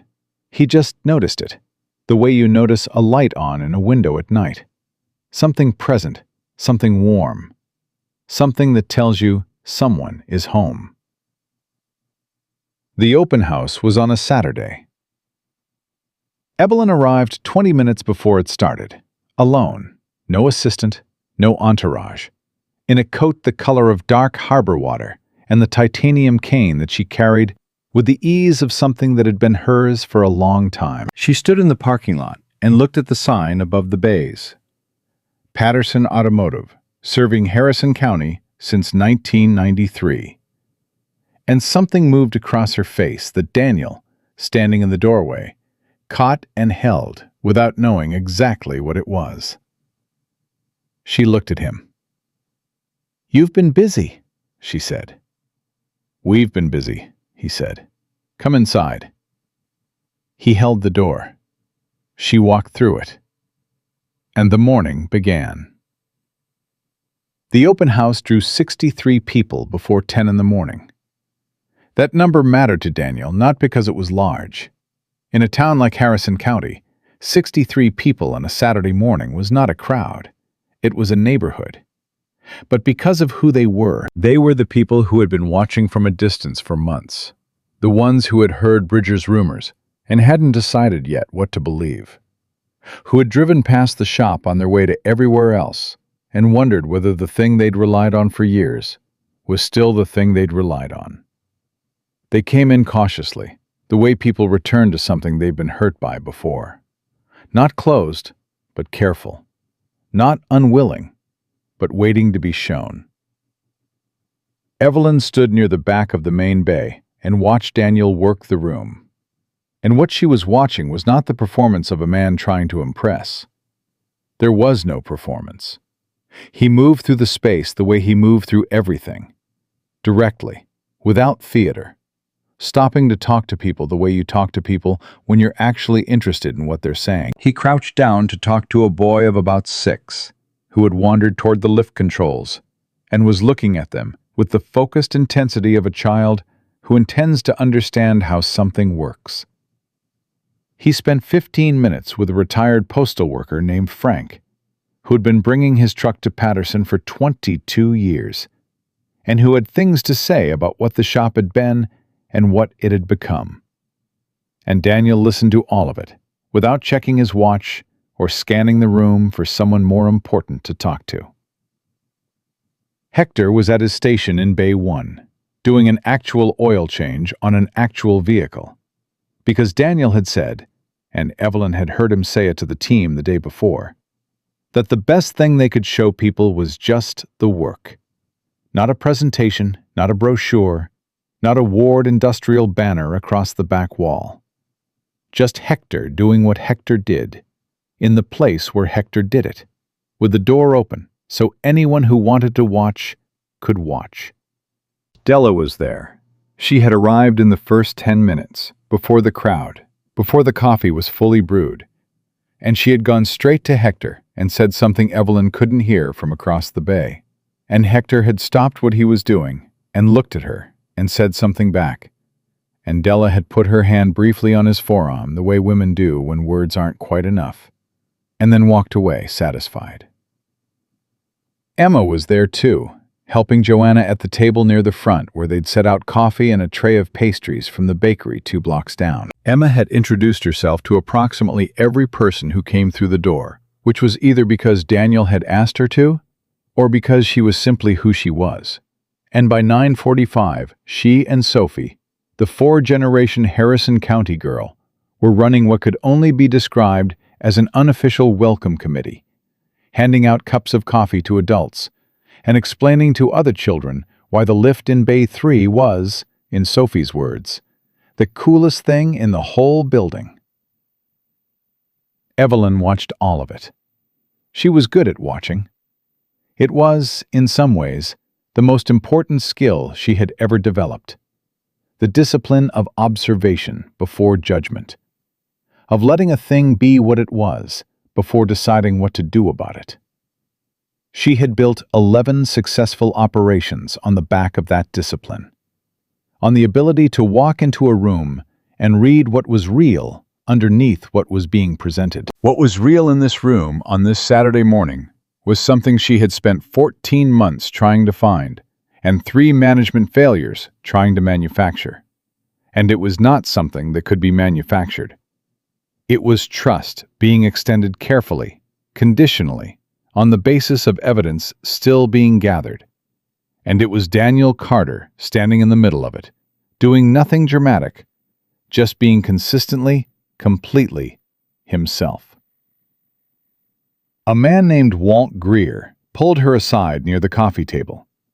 He was somewhere in his 60s, with a direct manner and the kind of grip in his handshake that came from decades of outdoor work.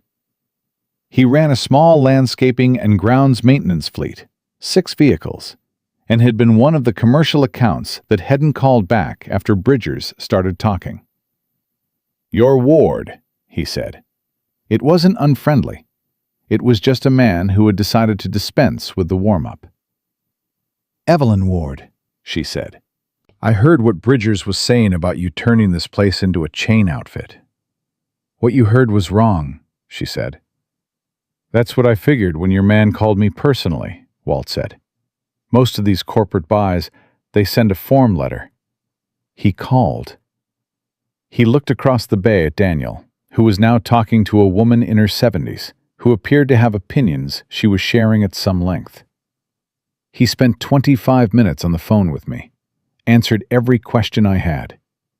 And he told me 2 things he couldn't promise yet, which I respected more than if he'd just said yes to everything. Evelyn looked at Walt steadily. What were the things he couldn't promise? Turnaround time on fleet work during peak season, Walt said, and parts sourcing for 2 of my older vehicles. He paused. He said he was working on both, and he'd have real answers for me by the end of the month. No sales talk, no guarantee he couldn't back up. Just, here's where we are, here's what I'm working on, I'll call you when I know. He looked back at Evelyn. That's not how corporate usually talks. No, Evelyn agreed. It isn't. Walt looked at her for a moment. Then he put out his hand again. I'll bring the fleet back in, he said. All 6. She shook his hand. We won't let you down. By noon, the crowd had thinned to the regulars, people who had stayed past the event and into conversations that had taken on their own momentum, the way conversations do when they find their level. Reuben was showing 2 teenage boys how to read a torque wrench, with the patient thoroughness of a man who believed that knowledge was not a thing you kept to yourself. Marcus had gotten into a detailed discussion with a woman from the county's vocational training program about a potential partnership. Something about apprenticeships. She had a proposal on paper and was pressing it into his hands. And he was reading it right there on the spot, with the focused expression of someone who had an opinion forming and intended to share it. Daniel found Evelyn near the back of the bay, where she had been standing long enough that her right leg was telling her it had been standing long enough. You should sit, he said. I'm fine. There's a chair 10 feet behind you. She looked at him. He looked back, not pressing, not retreating. She turned and walked to the chair and sat down, and he sat on the edge of a workbench across from her. And for a moment, they were just 2 people in the middle of what they had built, watching it work. Walt Greer, she said. He's bringing the fleet back, Daniel said. I know. He told me. She paused. You told him 2 things you couldn't promise. I don't promise things I can't back up. I know that, she said. That's why it works. She looked across the bay at Marcus, who was still reading the vocational proposal with that focused expression. He's good. He's been good the whole time, Daniel said. Nobody gave him room to be. Evelyn was quiet for a moment. Then she said, I want to talk to you about something. Okay. Bridger's Auto, she said. I've had our legal team look into how they've been operating. The rumors they were spreading weren't idle talk. They were targeted. They knew which accounts to approach. They knew what to say. They had specific information about our management transitions. She held his gaze. Someone was feeding them information. Daniel went still. The second manager, he said. The one she'd terminated. The one in litigation. We believe so, yes. She kept her voice level. He had relationships in the county before he took the position. We're working with our attorneys to understand the full scope. But I wanted you to know. Does it change anything? He said. It means the opposition you've been dealing with hasn't been fair competition, she said. It's been sabotage. Which means what you've accomplished in 3 weeks. She stopped for a moment, and something moved across her face that she didn't quite conceal in time. Something that was more than professional satisfaction. It means it's more significant than it looked. It looks like an open house, he said. It looks like a community choosing to trust again, she said. Those aren't the same thing. He looked at her in the way he had in the diner. That same quality of attention that didn't perform itself, didn't announce its presence, just was. She had thought about that look more than once in the past 3 weeks. In the evenings in her Austin apartment, when the day's work was done and the particular quiet of a life lived largely alone settled around her. She had thought about it the way you think about something you haven't decided what to do with yet. Carefully, from a distance, with one eye on the thing and one eye on yourself for watching it. "I want to ask you something," Daniel said. "You can always ask." "Is this just business to you?" The question landed in the space between them without softening, because that was how Daniel asked questions, plainly, with the full weight of what he meant behind them. She held it for a moment. Outside the bay doors, the Saturday was doing what November Saturdays did, pale and cool and indifferent. And inside the shop, Hector was laughing at something with Frank, the retired postal worker. And Emma was still at her unofficial welcome post by the door, still handing coffee to stragglers, with the focused hospitality of someone who had decided this was her job now. "I don't know," Evelyn said. And because she had built her life on the discipline of honesty above comfort, "It's not only business. I'm not sure what the rest of it is yet." Daniel nodded. He didn't push it. He had the patience of someone who understood that real things took the time they needed. "For what it's worth," he said after a moment, "I think about you more than makes sense for a business relationship." It was said the way he said everything, plainly, without performance, with the full weight of himself behind it. She looked at him. He looked back, and something that had been moving carefully in the space between them for 3 weeks took a step that couldn't be taken back. Not because either of them had acted on it, but because they had both admitted it was there. "That's worth something," she said. The month that followed was the hardest and the best. Hard because of the litigation. The second manager's attorney was aggressive, and the discovery process was pulling at threads in the operation that required attention and documentation, and the particular kind of sustained focus that leaves you wrung out at the end of the week. Hard because Bridgers, apparently sensing that their information advantage was expiring, began undercutting prices on fleet services in ways that were mathematically unsustainable, but effective enough in the short term to steal 2 commercial accounts that Daniel had been rebuilding. He called Evelyn when the second account called to say they were going with Bridgers on the current contract cycle.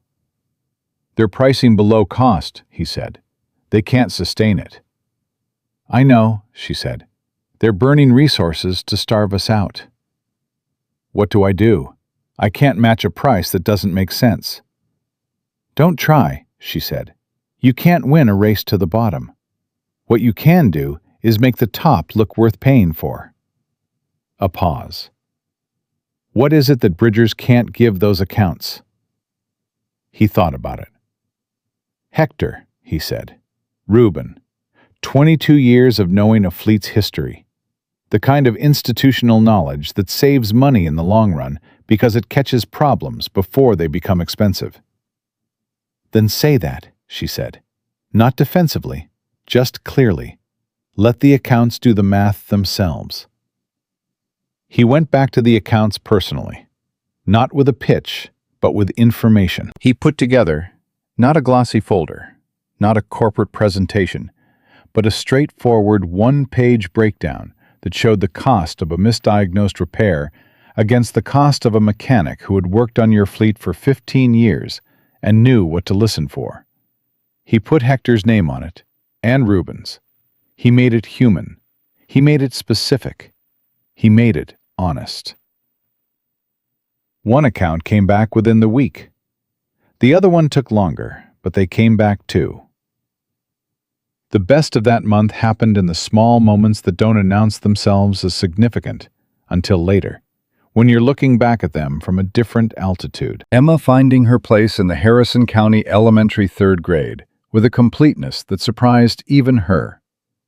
Coming home one Thursday with an invitation to a sleepover, which she treated with the gravity of a state dinner, and an award from her teacher for the best book report of the month, which she treated with the slightly embarrassed pleasure of someone who had expected it but didn't want to seem like they had. Joanna accepting the raise Daniel had fought for in the budget review with Evelyn's CFO, accepting it by sitting very still for a moment and then saying, "It's about time," which was the most Joanna thing she could possibly have said, and made Daniel laugh with a fullness he hadn't felt in a while. Reuben coming into the office one afternoon and setting a card on Daniel's desk. A thank you card from Della, handwritten, 3 paragraphs long, addressed not to the shop, but to Daniel personally. He set it down and didn't say anything and started to leave. And Daniel said, "Reuben," and Reuben turned, and Daniel said, "Thank you for staying. All those times you could have left." Reuben looked at him for a moment. "This is my work," he said simply. "You don't leave your work." He walked back out to the bays. Evelyn came to Harrison County twice that month. The first time was for the budget review, a full day of meetings with Daniel and Joanna and the regional CFO, numbers and projections and the formal architecture of a business getting its bearings back. That visit was professional, structured, the kind of day you assessed by what got decided and what got moved forward. The second visit was not those things. She arrived on a Friday evening, unexpectedly. Or not entirely unexpectedly, because he had known she was considering it. They had talked about it in one of their evening calls without quite committing to it. And she sat at the table in the kitchen of the rental house while Daniel cooked and Emma did homework across from her. And the three of them occupied the same space in a way that felt, to all three of them, like something they had done before, even though they hadn't. Emma looked up from her homework at one point and studied Evelyn with the open assessment of a child who hadn't yet learned to hide her evaluations.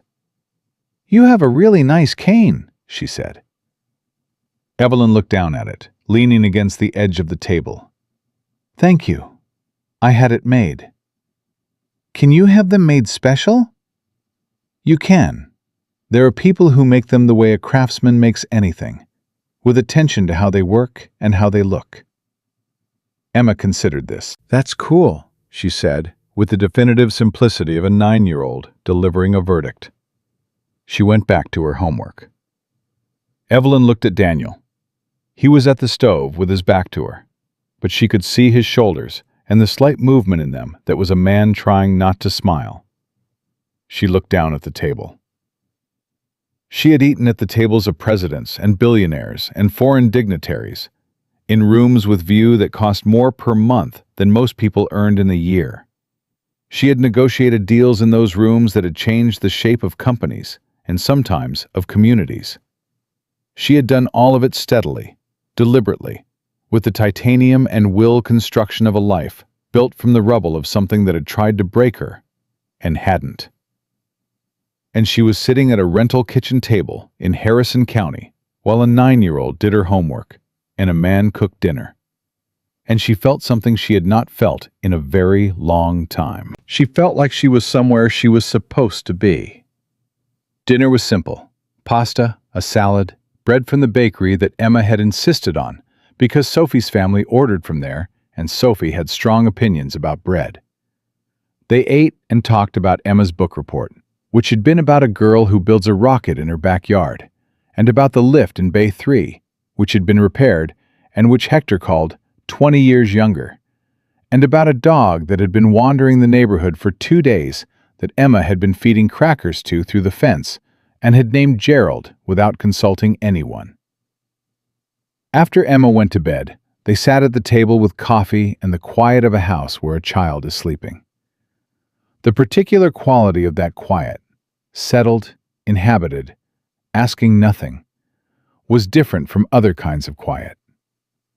Evelyn had lived alone for a long time. She knew many kinds of quiet. This one was new to her. "She's extraordinary," Evelyn said. "She is," Daniel said. "She's not mine. I mean, she is mine, completely. But she didn't come from me. She came from herself." He turned his cup in his hands. Her mother was funny and direct and had absolutely no patience for dishonesty. Emma got all of that. "You must miss her," Evelyn said. "Her mother." He was quiet for a moment. Not the quiet of pain, exactly, but the quiet of something that had been processed and set carefully in its place. "I miss who we were before things got hard," he said. "I miss her for Emma's sake more than my own, most days. Emma deserved to have her mother here." He paused. "But I stopped a long time ago confusing missing something with wanting it back." Evelyn looked at him. He looked back. "I don't want things back," he said. "I want forward." Outside, the November night was doing what November nights do. Cold and clear, without apology. Inside the rental kitchen in Harrison County, at a table with a breadbasket from Sophie's family's bakery and 2 cups of coffee going slowly cold, something that had been moving carefully between 2 people for weeks arrived at an edge it had been approaching all along. He reached across the table. He put his hand over hers. She looked down at their hands. She looked up at him. She did not move her hand away. "Forward," she said. "Forward," he said. That was all that needed to be said for now, because the rest of it, all the complicated, necessary, real rest of it, was already on its way, unhurried, moving at the pace of things that are built right. Forward turned out to be a direction that required daily choosing. Not dramatically, not in the way stories tell it, where the decision is made once and the road opens up clean and straight ahead. It was more like what Daniel knew from construction. You poured the foundation, and then you came back the next morning and poured the next section, and the morning after that, and the thing you were building revealed its shape slowly, through accumulated days of showing up and doing the work, and trusting that the work meant something. December arrived in Harrison County with the particular coldness of a Piedmont winter, sharp in the morning, relenting slightly by afternoon, the kind of cold that makes people pull closer to what they have. The shop was busier than it had been in 3 years. Joanna had reconciled the books for November and left the printed report on Daniel's desk with a single sticky note that said, in her handwriting, "First profitable month since 2021. He had taken that note home and put it on the refrigerator, which made Emma ask what it meant, and he had explained what profit meant and why it mattered. And Emma had said, "So the shop is okay now?" And he had said, "The shop is getting there." And Emma had considered this and said, "Good. I told Sophie's mom it was going to be fine. I didn't want to be wrong." He called Evelyn that night. She was in Austin. She split her time between the Ward Industrial Headquarters there and a second office in Charlotte, and she had been more in Austin lately, which meant she had been on the phone more often and in Harrison County less often, which was a fact Daniel noted without examining too closely. "First profitable month," he said. "I know," she said. "Joanna copied me on the report." "She didn't tell me that." "She probably didn't think it needed telling." A pause, and in it something warm that the phone carried imperfectly, but carried nonetheless. "You should be proud, Daniel." "It's the team," he said. "It's the team because of how you lead the team," she said. "You don't get to give away the whole thing." He was quiet for a moment. Then, "When are you coming back?" The question was simple on its surface, and neither of them treated it like it wasn't something more underneath. There was a pause on her end, the kind of pause that holds a decision in it. "I have a board meeting the 14th, she said, "and a site review in Charlotte the 16th. Another pause. "I could be in Harrison County by the 17th. "Emma has a thing at the school that night," he said. "A winter program. She's been practicing a song. She's been practicing it in the house for 3 weeks, which means I have heard it approximately 400 times, and I still can't tell you what it's called." Evelyn made the sound that was her version of a laugh. "I'll be there the 17th, she said. He picked her up from the motel. She had declined the offer of the guest room at the rental house, not because she didn't want to be there, but because she understood the particular care required when a 9-year-old is watching adults figure out something important. And she thought space was part of that care. And they drove to the elementary school in Daniel's truck, and Evelyn sat in the passenger seat and looked out the window at Harrison County going past in its winter dark. The houses lit from inside, the storefronts strung with lights, the particular American beauty of a small town in December that knows what it is and doesn't apologize for it. "You look like you belong here," Daniel said. She turned from the window. "Is that an observation or an invitation?" "Both," he said, without looking away from the road. And she looked at the side of his face for a moment in the dark of the truck cab. The particular stillness of a man who had said exactly what he meant and was waiting calmly to see what came back. "Ask me again in the spring," she said. He nodded. "I will." The school gymnasium was full of parents and grandparents and younger siblings who were too young for the program and too young to understand why they were expected to sit still. And Emma found them in the crowd before the program started, and came running in a green dress she had chosen herself and had an opinion about, and then immediately resumed having an opinion about the moment they arrived, saying, "Does it look okay? Sophie said it looked great, but Sophie is nice, so she might just be saying that." "It looks great," Daniel said. "That's what a nice person would say." Emma. "What?" "You look wonderful," Evelyn said. Emma looked at her, a long, considering look that contained within it the full weight of a 9-year-old who has learned to read adults carefully and has decided this one is worth reading carefully. "Thank you," she said. Then, "Will you sit next to my dad?" "I was planning to," Evelyn said. Emma nodded with the satisfaction of someone whose preference has been confirmed without requiring explanation, and ran back to her class line, and Daniel and Evelyn found seats in the 3rd row and sat down, and the gymnasium filled around them, and the lights went low, and the program began. Emma's class sang 3rd. The song was called, it turned out, "This Little Light of Mine," which Daniel hadn't recognized because Emma had been practicing it at a tempo approximately 40% slower than the performance version, with frequent stops to correct herself and start over. In the gymnasium, with 23rd graders and a piano, and the particular acoustics of a room full of parents trying not to cry, it sounded like something entirely different. It sounded like what it was. Children being brave in public, committing to something with their whole small selves, offering it without irony or reservation to a room full of people who loved them. Emma sang with her eyes open.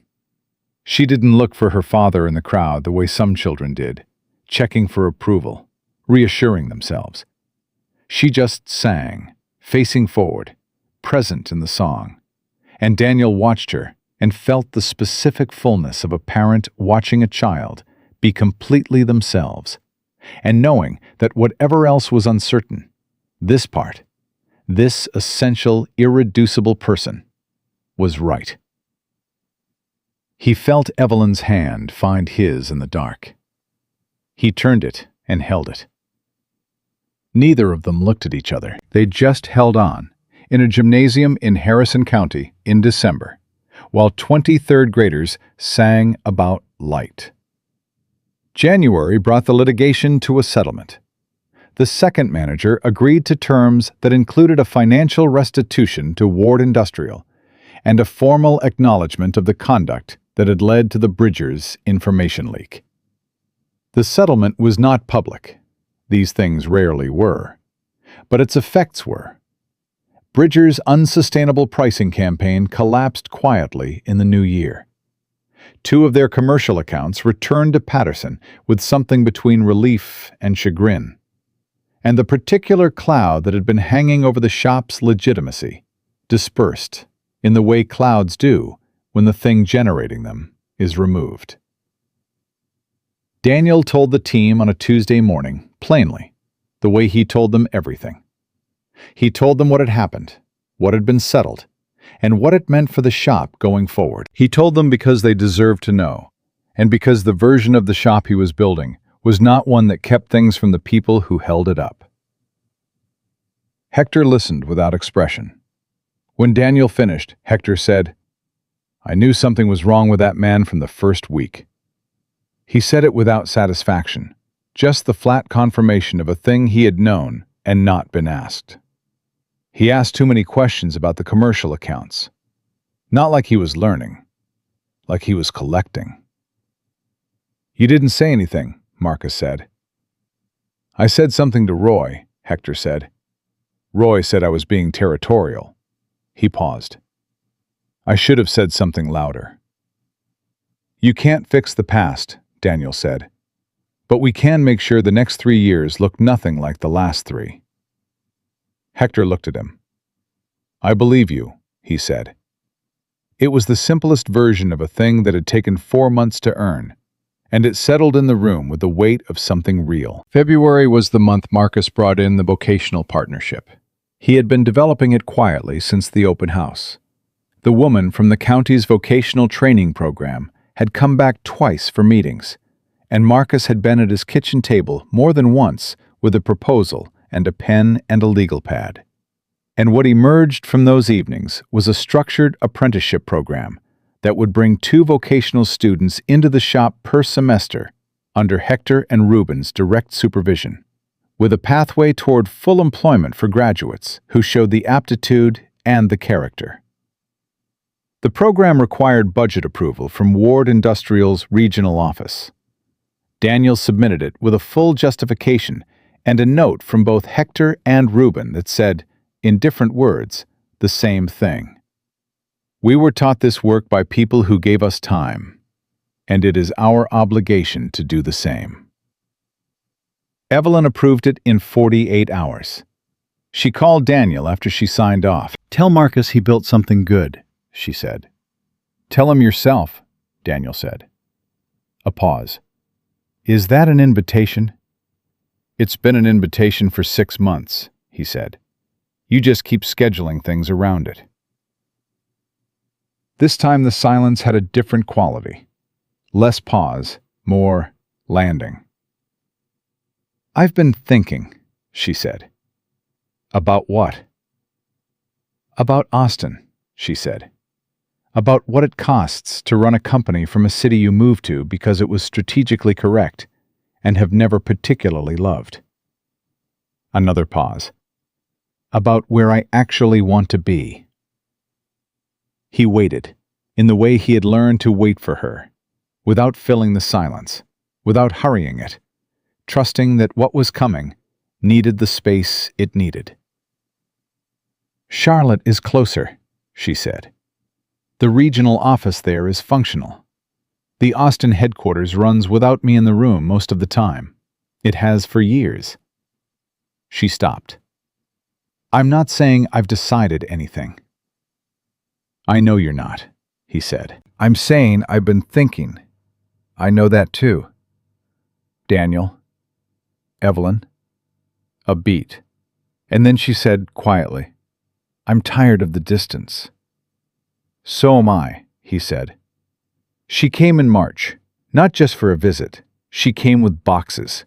Not many, and not the dramatic relocation of a person upending their life, but the careful, specific boxes of someone who has decided where certain things belong and has begun putting them there.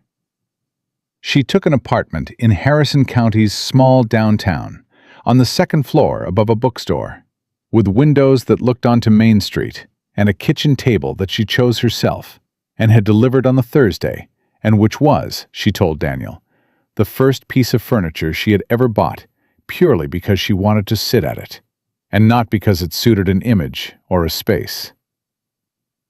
She told him this at the table itself, over coffee, on the first morning. Emma came to see the apartment on a Saturday with the official gravity of an inspector, moving through the rooms with her hands clasped behind her back, assessing. She stopped in front of the bookshelf Evelyn had partially assembled against the living room wall, the books not yet sorted, spines facing every direction in the way of things mid-arrangement. "You have a lot of books," Emma said. "I do," Evelyn said. "Do you actually read them, or are they just for looking at?" "Emma," Daniel said. "It's a legitimate question," Evelyn said. "I read all of them." She looked at the shelf. "Some of them twice." Emma studied the spines for a moment. "You have the Rocket Girl book," she said, reaching for it. The same book she'd done her report on. The one about the girl who builds a rocket in her backyard. "I bought it after your father mentioned your book report," Evelyn said. Emma turned and looked at her with the direct, open assessment that was entirely Emma. "You read it because of me?" "I did." Emma looked at the book in her hands, looked at Evelyn, made a decision the way 9-year-olds make decisions, completely, without reservation. "You can borrow my copy if you want," she said. "Mine has notes in the margins." "I would love that," Evelyn said. Spring arrived the way spring arrives in the Piedmont, not gently, not all at once, but in arguments between cold and warm that the warm eventually wins, and the winning feels like something earned. The trees along Main Street budded. Della brought Hector a plate of brownies for no stated reason. The first apprentice from the vocational program, a 20-year-old named Caleb, who had the hands of someone born to the work and the uncertainty of someone who'd been told most of his life that the work wasn't enough, showed up on his first day 20 minutes early and was found by Reuben already studying the service manual for a vehicle in Bay 2. Reuben came into Daniel's office and said, "The kid's early." "I know," Daniel said. "I saw." "He read the manual." "I know that too." Reuben looked at him for a moment with the expression of a man who has something to say and is deciding whether to say it or whether it's already been said. "You did this," he said finally. "We did this," Daniel said. Reuben shook his head slightly, the way he shook it when he disagreed but didn't want an argument. "You did this," he said again, and he went back to work. The grand opening, because that was what it had become, even though Daniel had resisted the word for months, saying it sounded like a commercial he didn't want to be in, was on a Saturday in late April. They had redone the sign, not replaced it entirely. Daniel had insisted on keeping the bones of the original, keeping Patterson Automotive in the same lettering that Roy Patterson's father had put up in 1993, but below it now, in clean new paint, Patterson Carter Automotive Center, Harrison County's own. Marcus had written the tagline on a napkin during a lunch break and handed it to Daniel without comment. And Daniel had stood there reading it for a long moment before folding the napkin and putting it in his pocket and saying, "That's it." 63 people had come to the open house in November. 212 came to the grand opening in April. Walt Greer was there with his wife. Frank, the retired postal worker, came with his grandson, who had apparently decided after the November open house that he wanted to be a mechanic, a development Frank reported with mixed pride and bewilderment. Della was there. Of course Della was there, in a yellow coat that she said she'd bought specifically for the occasion, standing near Hector, with the proprietary affection of a woman who has known a place for 11 years and has watched it come back to itself. The 2 vocational apprentices were there.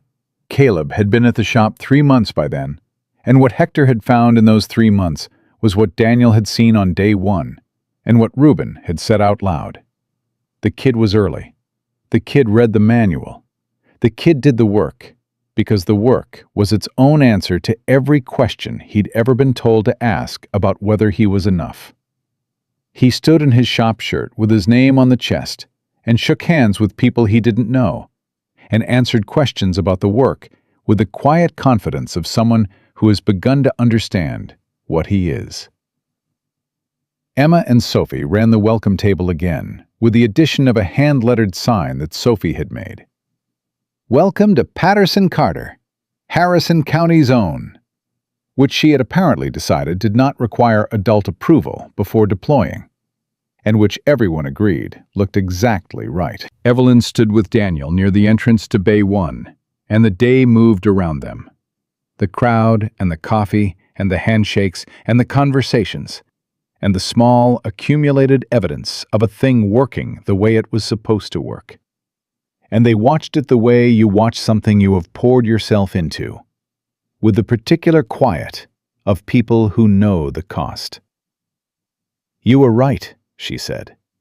"About what?" "What you said in November. That trust can't be manufactured. That you have to be visible and real." She looked across the bay, where Hector was standing with Della and a couple Daniel recognized as two of the commercial account returns, all four of them laughing at something with the ease of people who have found their footing. "You built this the right way." "We built it the right way," he said. She looked at him. He looked at her. The sun through the bay doors was doing what April sun does, warm and direct, and asking nothing from you, except that you be in it. "I have a question for you," he said. "Ask it." He reached into the pocket of his jacket. What he produced was not elaborate. A ring, simple and honest, a band of warm gold, with a single modest stone that caught the light without demanding attention, which was, he thought, exactly right for the woman he was handing it to. He held it between his fingers, and he looked at her and he said, in the voice he used for things that were true and important and did not require decoration, "Evelyn Ward, will you build the rest of this with me?" The bay was full of people and noise and the particular warmth of a community celebrating itself. And in the middle of all of it, she stood with this man who had stood up in a diner when no one else did, who had driven to a town he'd never been to and walked into a broken thing and rebuilt it from the inside out with patience and honesty and the stubborn conviction that doing something right was not optional, who had a daughter who named stray dogs Gerald and read books in the margins, and had decided, with the absolute authority of a 9-year-old, that Evelyn was someone worth keeping. She looked at the ring. She looked at him. She thought about a Tuesday morning a year ago. A slap in a diner, a red mark rising on her cheek, 20 people looking away, and one man standing up. And how the entire architecture of what came after had been built from that single, ordinary act of choosing to do the right thing when it costs something to do it. She had built 11 companies from harder beginnings than this. She had rebuilt herself from rubble twice. She knew what foundations looked like, the real kind, the kind that held. This one held. "Yes," she said. He put the ring on her finger. His hands were steady, so were hers. Across the bay, Emma had stopped what she was doing, the way children stop when they sense something important happening at the edge of their attention. And she was looking at them with those wide, clear eyes that saw everything and pretended to see less than they did. When she caught her father's eye, he gave her a small nod. She looked at Evelyn. Evelyn looked back, and Emma, who had been careful about this, who had been 9 years old and carrying more than 9 years of careful, smiled the way a person smiles when something they had hoped for, quietly, privately, without saying it out loud because they weren't sure they were allowed to hope for it, turns out to be true. She walked across the bay without running, which cost her something, and she stepped between them, and Evelyn put her arm around her, and Daniel put his arm around both of them. And the three of them stood there in the open door of Bay 1 of Patterson Carter Automotive Center on a Saturday in April in Harrison County, in the particular ordinary light of a morning that had decided to be extraordinary. Outside, the community they had built moved and talked and laughed and stayed, the way a community does when it has found something worth staying for. Inside, 3 people who had found each other through cruelty and courage and a cup of cold coffee and the stubborn insistence that things could be built right, stood together in the light, with nothing behind them that they needed back, and everything they needed already in their hands. Some stories begin in the worst moment. This one did, with a slap in a diner, and silence, and one man's decision to stand up. But what it became was not a story about the worst moment. It was a story about what you build when you choose every day to be the person who stands up, and what finds you when you do.